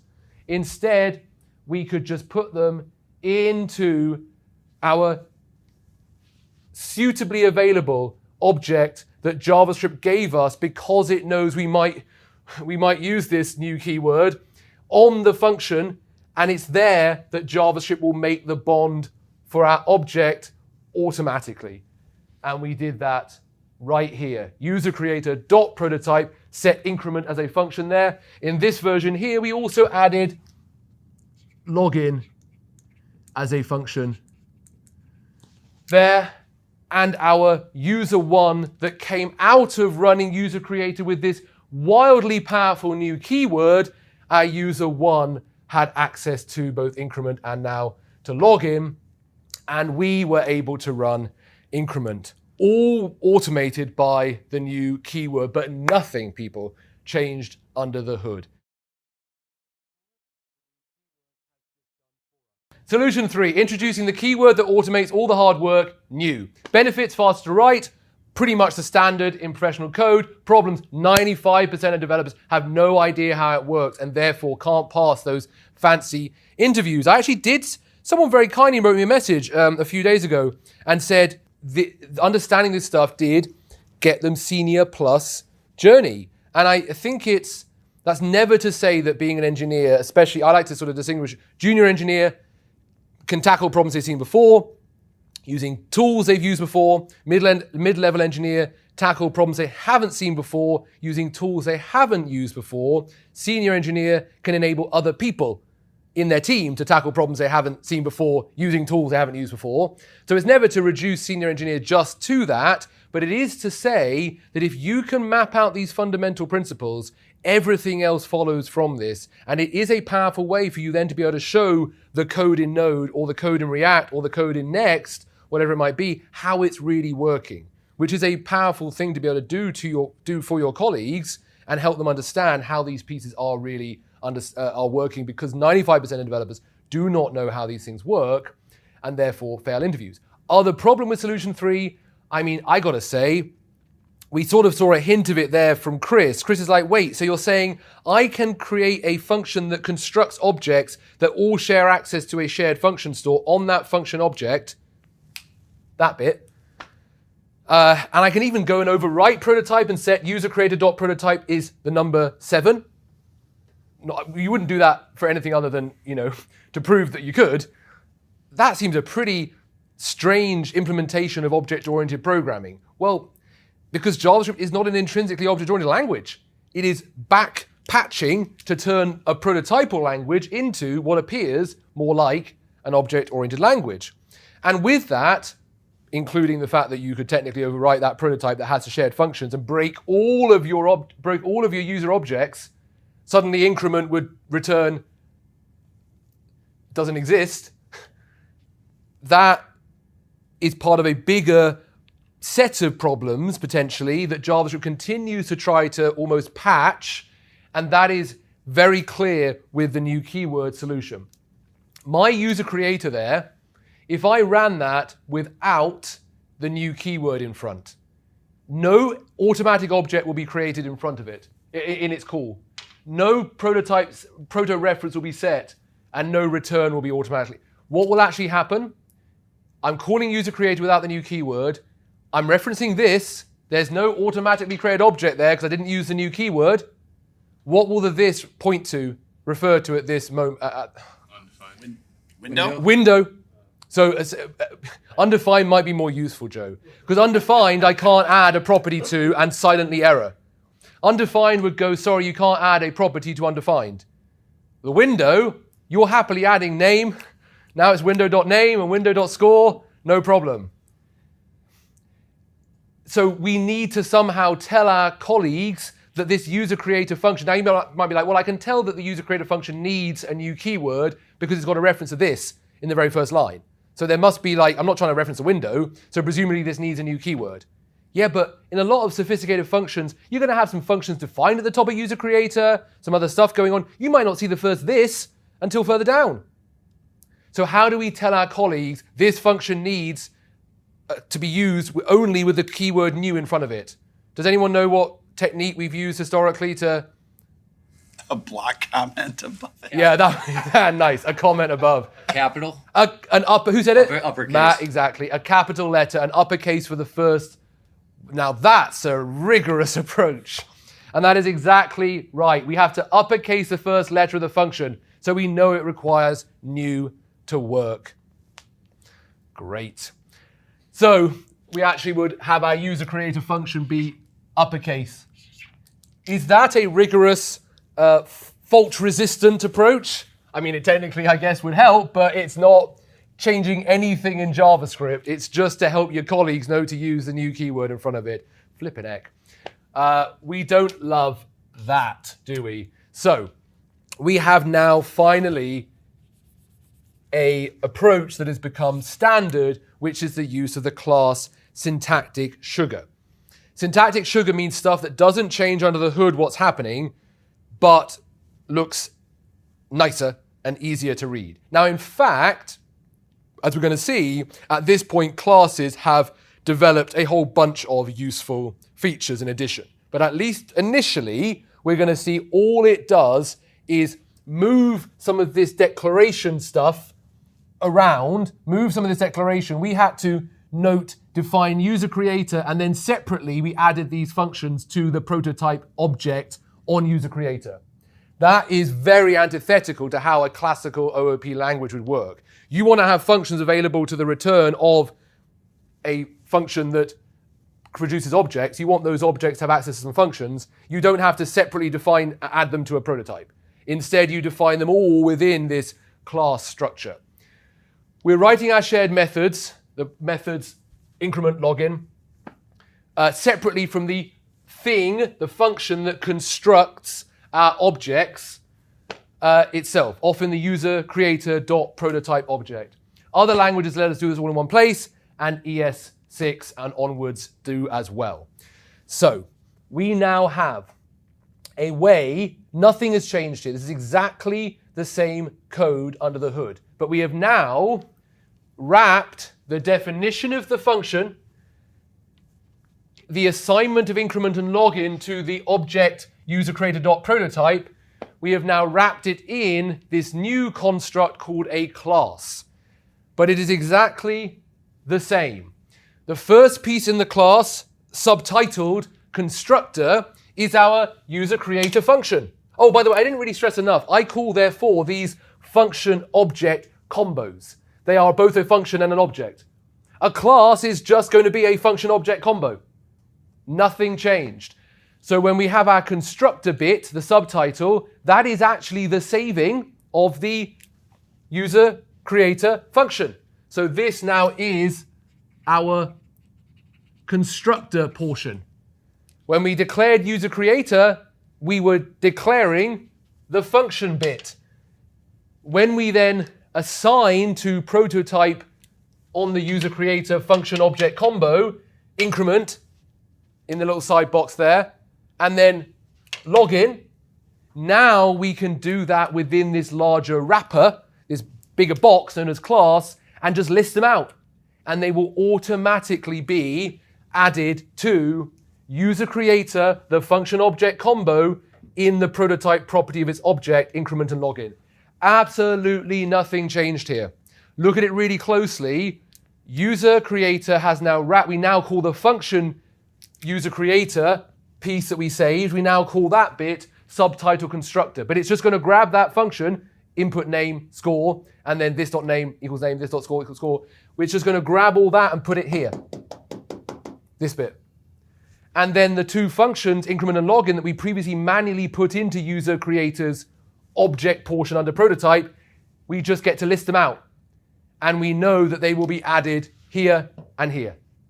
But absolutely nothing changed. I think we're going to actually, for the first time, map through this code again, not with such an obsessive detail. We're going to map through it again in order to truly realize we end up with exactly the same thing here, because after this, as I say, we're going to also get to add, I'm going to give you a little preview here, we're going to add a static public field, a method describe, which, by the way, is going to look like it's doing something fancy. In fact, it's just going to, on user creator, add another method describe.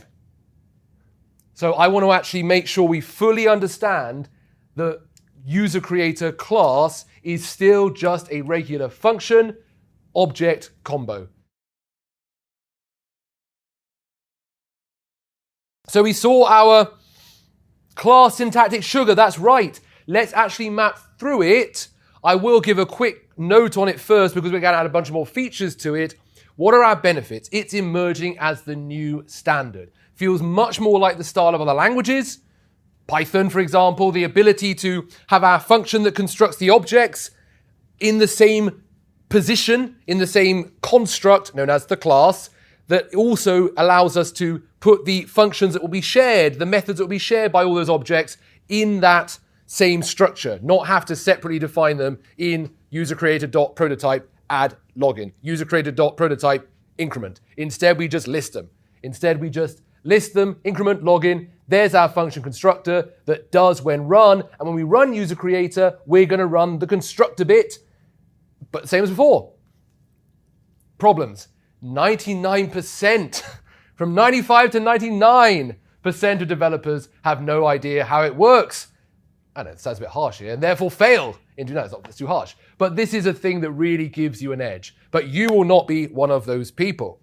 But I want to now expand into what class is beginning to give us that looks even more like our traditional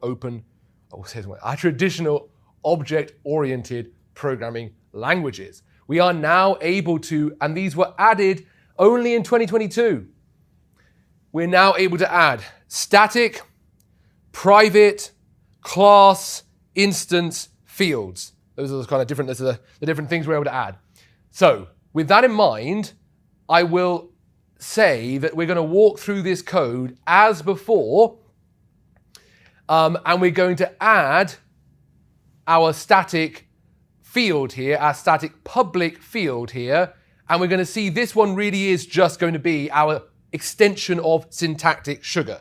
We're not actually going to be doing anything additional beyond the nature of our function object combo. But let's walk through it together, because on the next slide, we're going to add something that actually starts to add or alter exactly how our function object combo is working.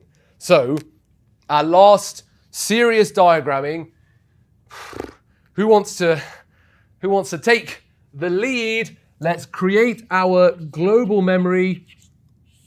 Into it we go. What are we doing in line 1? I'm going to turn to, I've been calling on almost everybody. Joe, what are we doing in line 1? We're creating a function and object. Oh, yes, exactly. User, what did I call it? User creator. It may say class, but it's actually just a function object. Did I make this big enough? Hopefully. Object combo, which in the object bit automatically has a property prototype, which is another big old object. That's what we did when we defined a class. So we can call this piece here, let's say we can call this altogether a class. Beautiful. Okay, let's start with our function piece. That there, the constructor piece, that's this function here. So we can call this bit here the constructor piece. Nothing's changed though, it's just a function saved. And now, whereas before we had to go userCreator.prototype.increment save a function, Joe, what do we instead get to do below there with our increment method? On the second line? Let's come back to the second line in a second. Yeah, let's do our 2 below just to maintain. We're just going to get back to where we were, then we'll add in our new piece. On the increment, we are going to create a property in the prototype. Watch. Yeah. Oh, yeah. No, you're right. Sorry. I'm so sorry to interrupt. Joe's exactly right. Keep going. Yep. Called increment. Yes. And that is going to be a function. Yeah. Sorry, Joe. Joe was so on point there. I almost couldn't believe that. Yes, I'm so glad you're following it so closely, Joe. Yes, the next line says... yeah, within the same scope, we'll create that login inside of that prototype object. Yeah, or create the login function. Careful with the reference to scope there. I would just say within the prototype object on the user creator function object combo known as a class, or now known as a class here, we create our login function. Beautiful. But we have one more thing here that looks a lot like other programming languages. And what is it doing? Look at the comment there. What are we going to add? It turns out that not only do we have on our, on our user creator object, we'll have another object. Wait. User creator object will have another what on it? Property. Yes. Yes. Named describe. Yes. Describe, which is what? A function definition. A function definition. Wow. Ask why you had us go to that. Oh, just because... No, we could definitely have done that bit first. I did it there because, well, for one thing, JavaScript is going to set up all of this together in one go, and the order it sets it up doesn't have any consequence. It's like when we declare a function, does the function object combo create the object bit first or the function bit? No, it's all done within this class definition now. So it doesn't actually matter the order. The reason I did it was because I wanted to start with the bit we were familiar with and then add our describe function definition. But nothing, this is some proper syntactic sugar. That fancy word static there, this is only going to add our describe function to user creator, the object portion, not the prototype bit, but to the object directly, because it's a function we want to have related to the overall class. In fact, we're going to have it describe when it gets called what this class, what this overall function object combo class actually does, which is going to log create users. Okay, Michael, go ahead. Well, I mean, you say class user creator, you're saying that it has the function object that's created in memory, but I thought it would be just a straight up function definition under the hood that would like actually call and do all the other object stuff, right? Because we're not instantiating an object with all those things at that point. Right, we're setting up a function with this object that has all the information on it that's going to be shared by, to distinguish between this object as part of the function object combo and what happens when we call user creator, where we're then going to run this function and it's going to create our user 1, our user 2 that are going to have access back to this object here. So for now, no, we're not creating any objects. Well, besides the function object combo that is fancily known as a class. All of this is just wrapping what we saw earlier, which was creating a function. If you remember before, we created a function, which automatically was a function and an object. We added those shared functions, increment and log, into the object bit under prototype. And when we ran user creator, we created a new object inside of it that we then returned out into user one, and that user one had access to increment and login. Now we decided, even this is too accurate. Even this is too explicit. Let's wrap this up and pretend even more that JavaScript is doing what some of you will be very familiar with from other languages, which is a native class, a class that is actually, native to the language. Pure syntactic sugar. It's still a function with an object on the prototype property of the function in its object form. It's just now wrapped in this fancy label class, but it's absolutely doing the same thing. JavaScript just has it. This is what I mean. I don't think you could have a hard parts of other languages, because other languages don't try and fake OOP by using an entirely different structure, a prototypal design. It's like JavaScript creators have this shame that they're not like other languages. Or you could say it's wonderfully versatile and always patching, always being creative. So with that in mind, you can see it now allows us within this structure that's going to build out the function object combo to also pretend that we're adding a public static field that you'll be maybe familiar with from other languages, but it ain't anything fancy. It's just saying on the user creator function object combo, wrapped in this fancy term class, when we define it, the class bit is do all this stuff in the creation of a function object combo, including now add a describe function to just user creator, the function object. Now you might say to the class, yes, except that the class is just the function object as it always was. But now on that object, we can also add describe. Let's keep walking through this and see it play out exactly as we've done before, just because I don't think there's any harm in doing this again. And well, actually, let's not create our new user yet. Let's do that on the next slide. Let's for now just do our user creator.describe. So our user creator.describe, user creator, call the describe. I mean, this really is the this is back to what we were doing before with multiply by 2 dot stored, right? We're now really just going to user creator. Well, let's talk about it. Who wants to be up? Joe, we're going to user creator, and what are we looking for?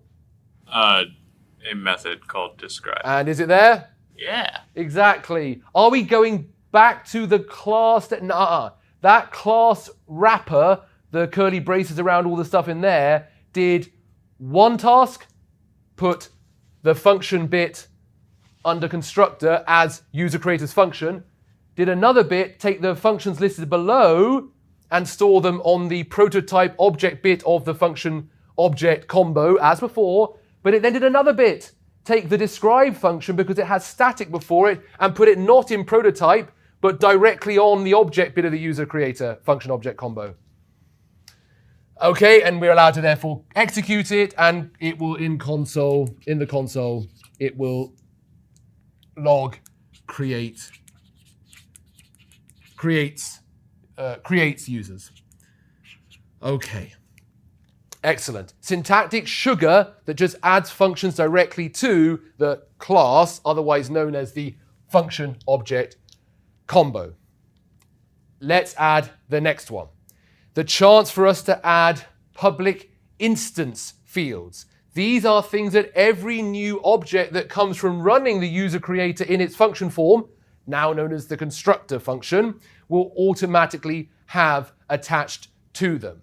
Now we start getting to things that are a little bit truly extending what this function object combo does. These are actually new things added to function object combos known as classes that are not native to function objects in JavaScript. These were added recently in 2022, and these actually do change some stuff under the hood. So let's get rid of our describe. I just want to keep adding more code. Let's get rid of describe. We know that one now. And by the way, this stuff is extension, people. We already have the map of class, but this stuff is extension. I want to add some new pieces. What happens in our user creator declaration as a class, otherwise known as function object combo, what happens when we see this logged in is false. This is going to save onto our function object a new hidden property called fields, into which we can store things that we want to have added to every object that gets returned out. In fact, when we call user creator, that we'll do in a second, we're going to have this dot name is the argument name, this dot score is the argument score, and automatically inserted, we're going to have this dot logged in is the value false. Okay, so we have a new, now this starts to feel, I mean, there's still, as you can tell, really having to hack it by adding new hidden properties, but now we have stuff that we know when we call the user creator function in its function object combo known as a class, when we run the function and with a new keyword, still need a new keyword, we get that auto-created object. It's not only going to get name and score added to it because of the work we do there, it's automatically going to insert another line. So now let's do this one fully. I'm really impressed going this far. We've never gone this far before in hard parts. This is into new features only released in the last couple of years. So this is the new stuff that we're all, I'm very, impressed. And I'm sure JavaScript's creators are delighted that we're doing. They're so proud. They put in all these new features to one day live up to their training in C++ and Java, that they've been frustrated that they've never been able to put to good use. So here we go. We've saved everything in the class. We've done our function constructor that when we run the class, but we're really running the constructor bit in the function object combo, will be called. We've got our increment and login in .prototype as before, but we now have this new hidden section into which we can put assignments that will be run on every single object creation and assigned to this in the object creation stage. So let's do this, folk. Here we go, people. We're going down to our using of user creator, our function object combo. Left-hand side, Joe. Actually, Chris, left-hand side. What are we doing, Chris? Welcome back. I know you just sat down. We've got our function object combo here. Nothing's changed. We recognize it from before, but we've got some extra stuff on it now. And we declare what on the left-hand side there, Chris, at the bottom? User1. User1. And we do not yet know what to assign to it, so we've got to go and call what, Chris? New. Yeah, exactly. Call the user creator function. Is it anything special? No, it's just a function, people. With what arguments, Chris? RE and 3. RE and 3, but we have our all-powerful new keyword that is going to do a bunch of stuff inside of our brand new what, Chris? Execution context. Execution context. Into it we go. Okay, into it we go, people. What's the first thing it does in local memory? Hey, can we all remember? What's the first thing? Well, no, the first thing we do in local memory is always we handle our parameter arguments. Tenzin, because you've been really helpful with this, can you tell us what the parameter arguments combos that we're setting up in, or pairings that we're setting up in local memory are? Name. And how do I know that? Where did I look in my code to find out what, when I call user creator, meaning I'm treating it as a function, which bit do I run? You look at the Yeah, exactly. Which is still just the function as before, but now we've got a subtitle for it, subname for it, constructor. Exactly. And we see what are our parameters, Tenzin? Name. Yes, which is going to be assigned what argument? RE, well done.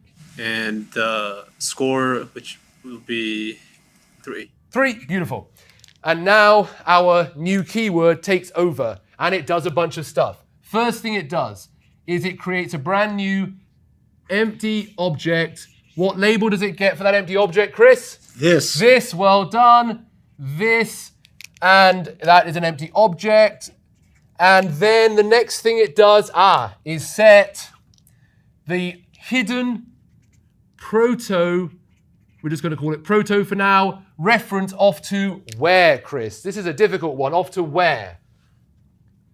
There we go, to the prototype object. On the user creator function object combo that was set up with the class keyword. Exactly. And we set that link off. There it is. We make that link, or we don't, the new keyword does, to user creator dot prototype. That is going to be our proto for the object currently stored as this. Excellent. Okay. Now we actually get to do some work ourselves, which is, now we get to do some work ourselves. No, we don't. We get to do something else first. JavaScript is going to intercede. What's our new thing, Austin, that our new keyword is going to put onto this object automatically for us? The fields. The first thing we do is we go and look on user creator's hidden property fields, and we go through each of them in there and assign them, flipping heck, to the auto-created object. This dot, what was the fields thing we filled in here? What was the first? Logged in. Logged in, exactly. This dot logged in will be set equal to what? False. False, exactly. And we get on the object logged in is false. Also done automatically for us with our blue pen with our new keyword. Done. But now finally, what other people were saying, let's do our bit. So we do our bit. I'm doing it in white here. This is the stuff that we wrote, and it's to grab the name Ari and attach it to, hopefully we have a property. Well, we don't yet, so let's add it to this object under the label of this and assign Ari. And then the next one, this.score is the value of score. The argument is 3. The parameter is score. We create this.score and assign the value of score, which is 3. Okay, that was our only bit now that we did ourselves. I mean, it's wild how much, and by the way, this is not like implementation detail under the hood. This is stuff that is explicitly in JavaScript using a direct feature of JavaScript which we can control and manipulate ourselves as we did earlier. Meaning that it's fair game for interviewers and or ourselves. Interviewers aren't doing it just to be silly. They're doing it because they know that these are things we need to wrestle with as we write our code. This is fair game because it's stuff that we can manually control directly as we did earlier. And then finally, the last piece is the new keyword will automatically return the object into user 1, where we now have our object with logged in is false, with name is Ari, with score is 3, with our automatically set hidden proto reference up to our object at userCreator.prototype. And our execution context closes. So now we hit our final line. User1 dot login. As always, our only dream, can I run my functionality right on my data to the right-hand side of a dot? Let's test. Chris is smiling wryly because he knows he's up. Chris, where do I look for user 1? Global memory. Do I find it? Yes. I do. Where do I look for login first? In user 1. I've got logged in, I've got name, I've got score. I added 2 of those myself. One was added for me by the new keyword that when run on user creator now also grabbed anything that was in the fields hidden property, which we added stuff to when we put logged in equals false in the bit that set this all up, the class construction. And we don't find, well, do we find it in any of those 3? No, we do not. So where do we head? To the fields? Not to the fields. We don't need to. We head instead, because we're looking for login, the function. Where do we head? Prototype. To the prototype, exactly, userCreator.prototype via the prototype chain through the hidden proto reference where what do we find? Increment and what? Log in. Log in. So we can grab the function, create a brand new Execution context. execution context. Well done. Exactly. And what's its code? Its code is this dot logged in, and we're going to set it to what? True. We know that in our local memory, this will be assigned to whatever was to the left of the dot, which everybody is what? User 1. User 1. And so we're doing user 1 dot logged in, setting it to true. So we go off to user 1.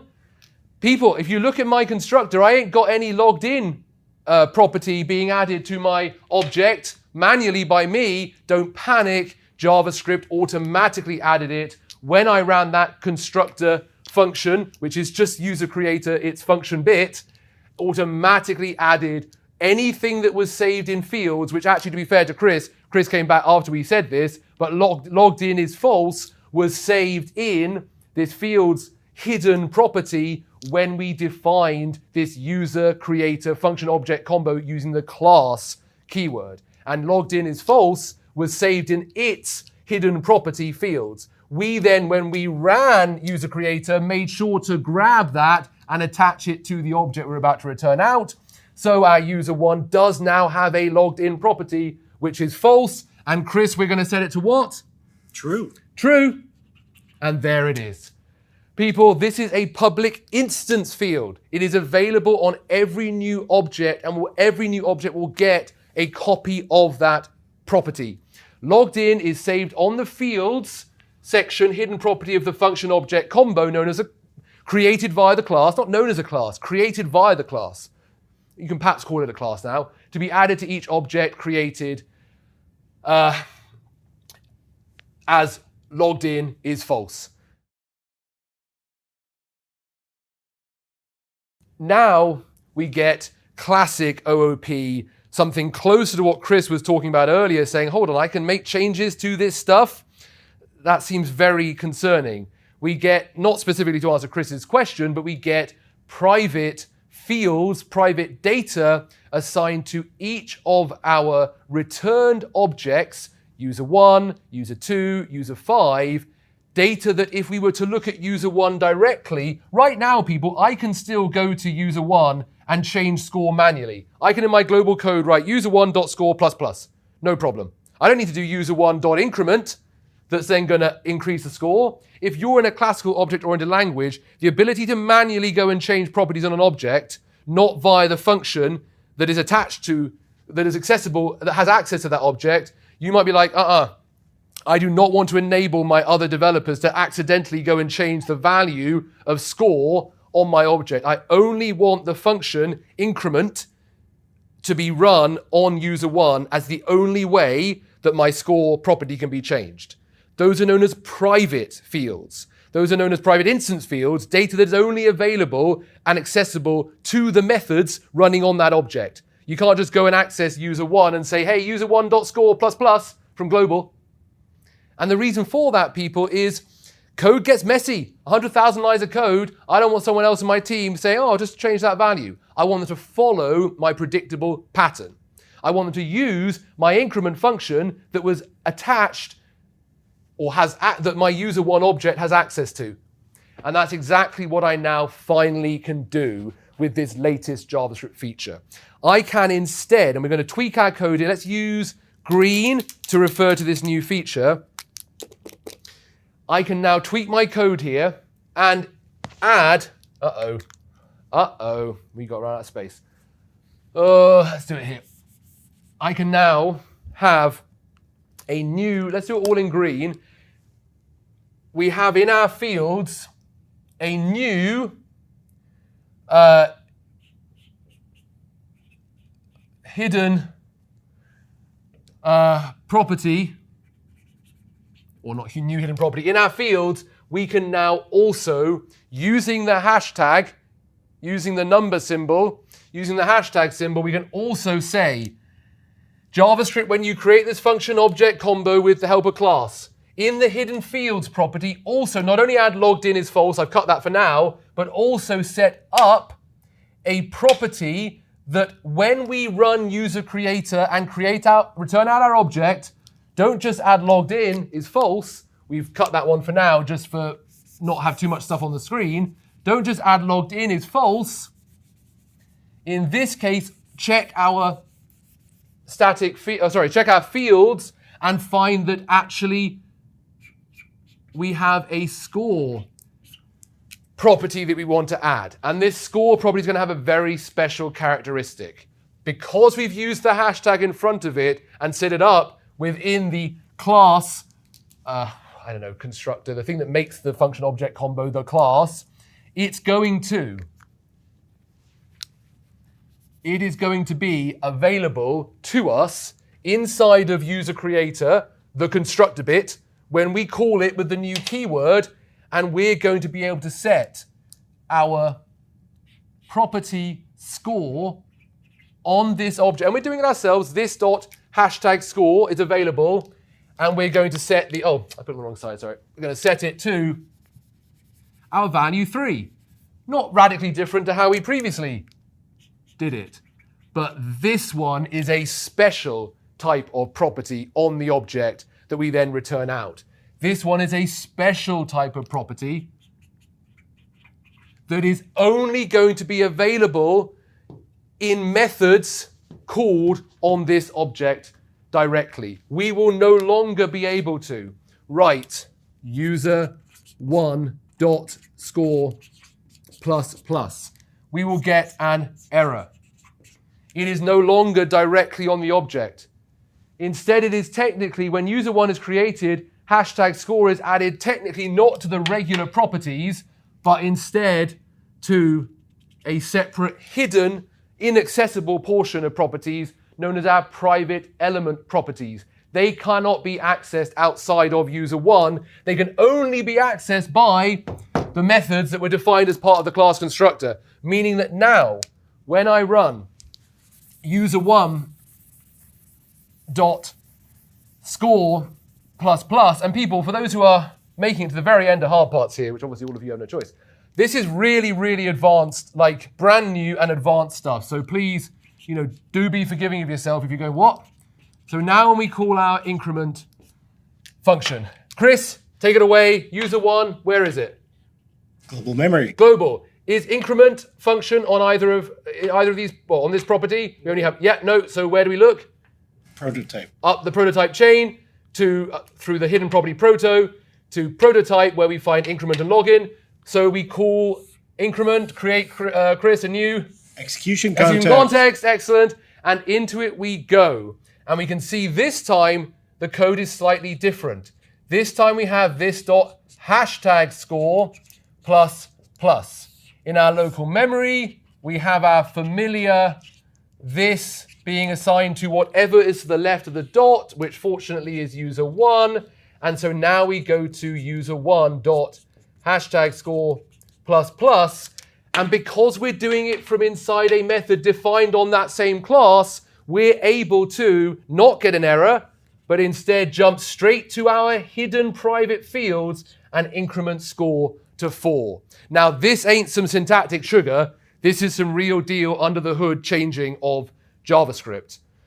We can't actually, so to be clear, we can't access now score on user1. If I had a console log user1, now technically we can see it. Within the dev tools, in order that we are aware of what our private data is, we can see it. And I hate to say technically within Chrome DevTools, we can actually even play with it. But we cannot do that within our regular running JavaScript.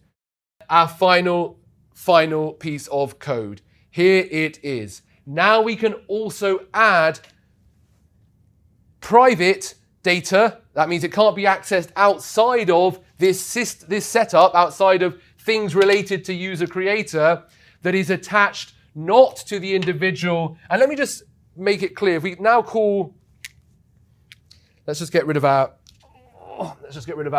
using of user1 increment, just so we can keep working on this same code and not have to write it all out again. Now, let's also, we ran user creator once, new keyword, stored it in user1. There it is. Let's actually do another call. Yeah, I know that the function the constructor has a new line of code, if user creator dot hashtag count is greater than 2, throw error, we're gonna, let's run user, well, this is the challenge of making the changes on the code as we go. Let me remove, forgive me people, I'm gonna remove our private hashtag score just for now because it's no longer in here, right? We're doing a new one, so forgive me. I'm gonna remove that now and go back to what we had before, which was score, just because I want to make sure, and we don't have logged in false here anymore in our fields, and we back to our regular score.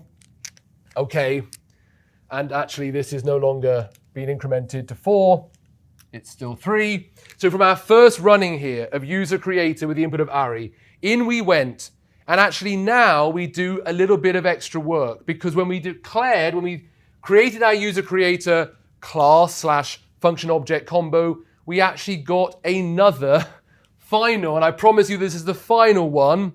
We got another final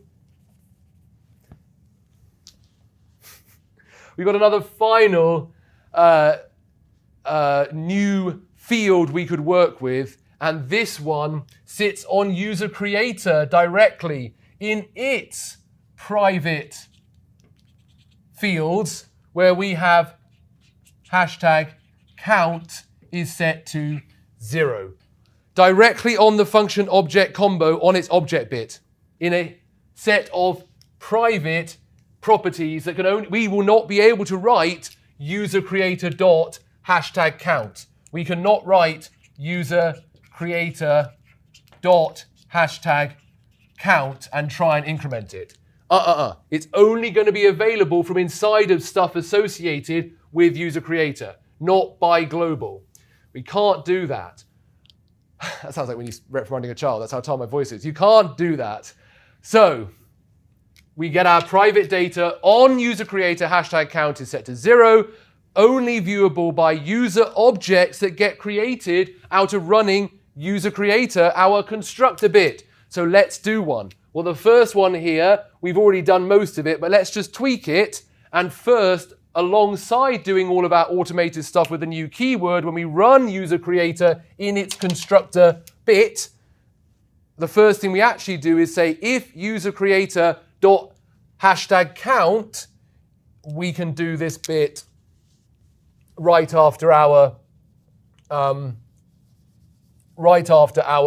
creation of the object and setting the bond. I know we're sort of going back a bit here, so forgive me, we've already got our name, Ari, and score 3. We're going to do that in a second. But we can first check user creator hashtag count. Do we have access to it? We do, because we're doing it inside of our constructor function, user creator constructor function. And when we do, we check, is its count greater than 2? If it is, we'll give an error. Well, it's not. It's 0. So it's less than 2, and we go ahead and set this dot name is the value of the argument name, which is Ari, and we do this dot score, the value of the score. And then we also go and increment the shared private data of user creator dot hashtag count. We increment it by 1. And now we're going to do one more call together of our user creator to see whether, well, actually, you know what? Let's do the second one, user 2, be done already from our. So our user 2 is the return of calling with the new keyword our user creator function a penultimate time with j and 5, and we know that that returned out from all the help of the new keyword, all the automation, it returned out name j, score 5, and our hidden proto link up to the shared set of functions, meaning we can still do our dream thing, user2.increment. Go ahead, Chris. And because of the static keyword, it knows not to set count to 0 again. The second time we Because we're not calling the constructor. We're not calling the overall class, right? We're just, Right. that bit was, and that's why it's such a gotcha, right? Thank you so much to Chris for asking that. Chris is like, but when I call user creator again, when I call user creator, I'm calling the function bit, which is just the constructor bit. Well put by Chris. But now let's do one all together so we can be absolutely sure of Chris's clarification there. We're going to call user creator one last time. This time we're passing in Tam with a score of 9 with our new keyword, and we're going to do it all together. In fact, you lucky things, we're going to go round each person, and each person is going to do a line. Uh-oh, uh-oh, uh-oh, uh-oh, uh-oh. Brady, you're up first because you're in that corner there. Brady, what is our first thing we're going to do here in global memory, bottom left-hand corner? We are going to assign the constant user 3. Yes, to the return value of doing a bunch of work, automated. But honest, in the end, we hope that we get an object out of it that has a name property of Tam, a score property of 9, and a link. Well, actually, hold on, it's not going to do it, is it? Okay, well, that's probably going to be a bit easier, isn't it? We hope it's going to do that. Okay, so Brady, we're going to need to create a brand new what? Execution context. Yes, well done, Brady. Yes, exactly. And into it we go. But to run what? To run user creator. The whole class thing? The class was just a command to JavaScript. Go save that constructor function bit as the function, such that when we put parens on the end of user creator, run that bit. And then it was to save increment on the .prototype bit. We don't have login anymore, but just to save space. And to save this private score, which is now 2, because we incremented it again with our second running of user creator. Okay, when we call user creator, we're just running the function bit, just as before, nothing changed. And we have our new keyword that's going to automate a bunch of stuff. Into it we go, and we have in our local memory, I'm going to turn to you now, Ryan, who's been asked less than Ryan, what are we doing? What is the parameter name we use? Parameter of name will be set to Tam. Yep. And then the parameter score will be set to 9. Beautiful. Well done from Ryan. We're looking at the code of constructor because that's the function we're running when we put parens on the end of user creator, which is still just a function object combo. It was set up by class, which added a bunch of stuff to it, but it's still just a function object combo. And we go in, and this is actually quite nice. We're going to save ourselves doing any further work because we're going to hit our conditional. If It sets up this too, right? Oh, yes. Well done. Well done to Chris. It's going to set up a bunch of stuff, isn't it? Which we're not going to be able to use, right? But never mind. So the first thing we're going to do is set this to be what, Chris? An empty object. An empty object. Well done. Empty object. Oh dear, you can say we're getting tired. Then, as you, I think, therefore, are very aware, Chris, what's it going to have, that empty object? Automatically have a hidden proto-link to? The the class's prototype. Yeah, why not call it? Yeah. The function user creator in its object forms prototype property, which is an object. And I don't mind the term the class's prototype. Actually, that's quite nice. That's actually quite nice because it's like really letting any person listening know. My problem is when one uses terms like class and it gives one the impression it's behaving like a traditional class in other languages. But you're very quickly telling someone it ain't when you say the class's prototype, right? So setting it up to the object prototype here, which is at, let's write it in technically at user creator dot prototype, which is that object into which we automatically had increment added. I've still left login there from earlier, but yeah, we just listed login, it would also be in here. Perfect.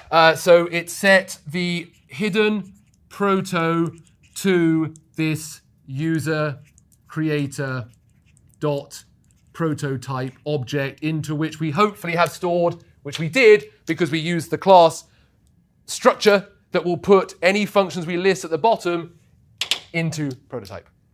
Okay, now, is that everything we did with this? We would check the fields bit, but we're not adding any fields here to the individual objects that get returned. If we wanted to do that, we wouldn't have used the static keyword in front that ensures this is attached just to the overall function object combo, or let's call it class.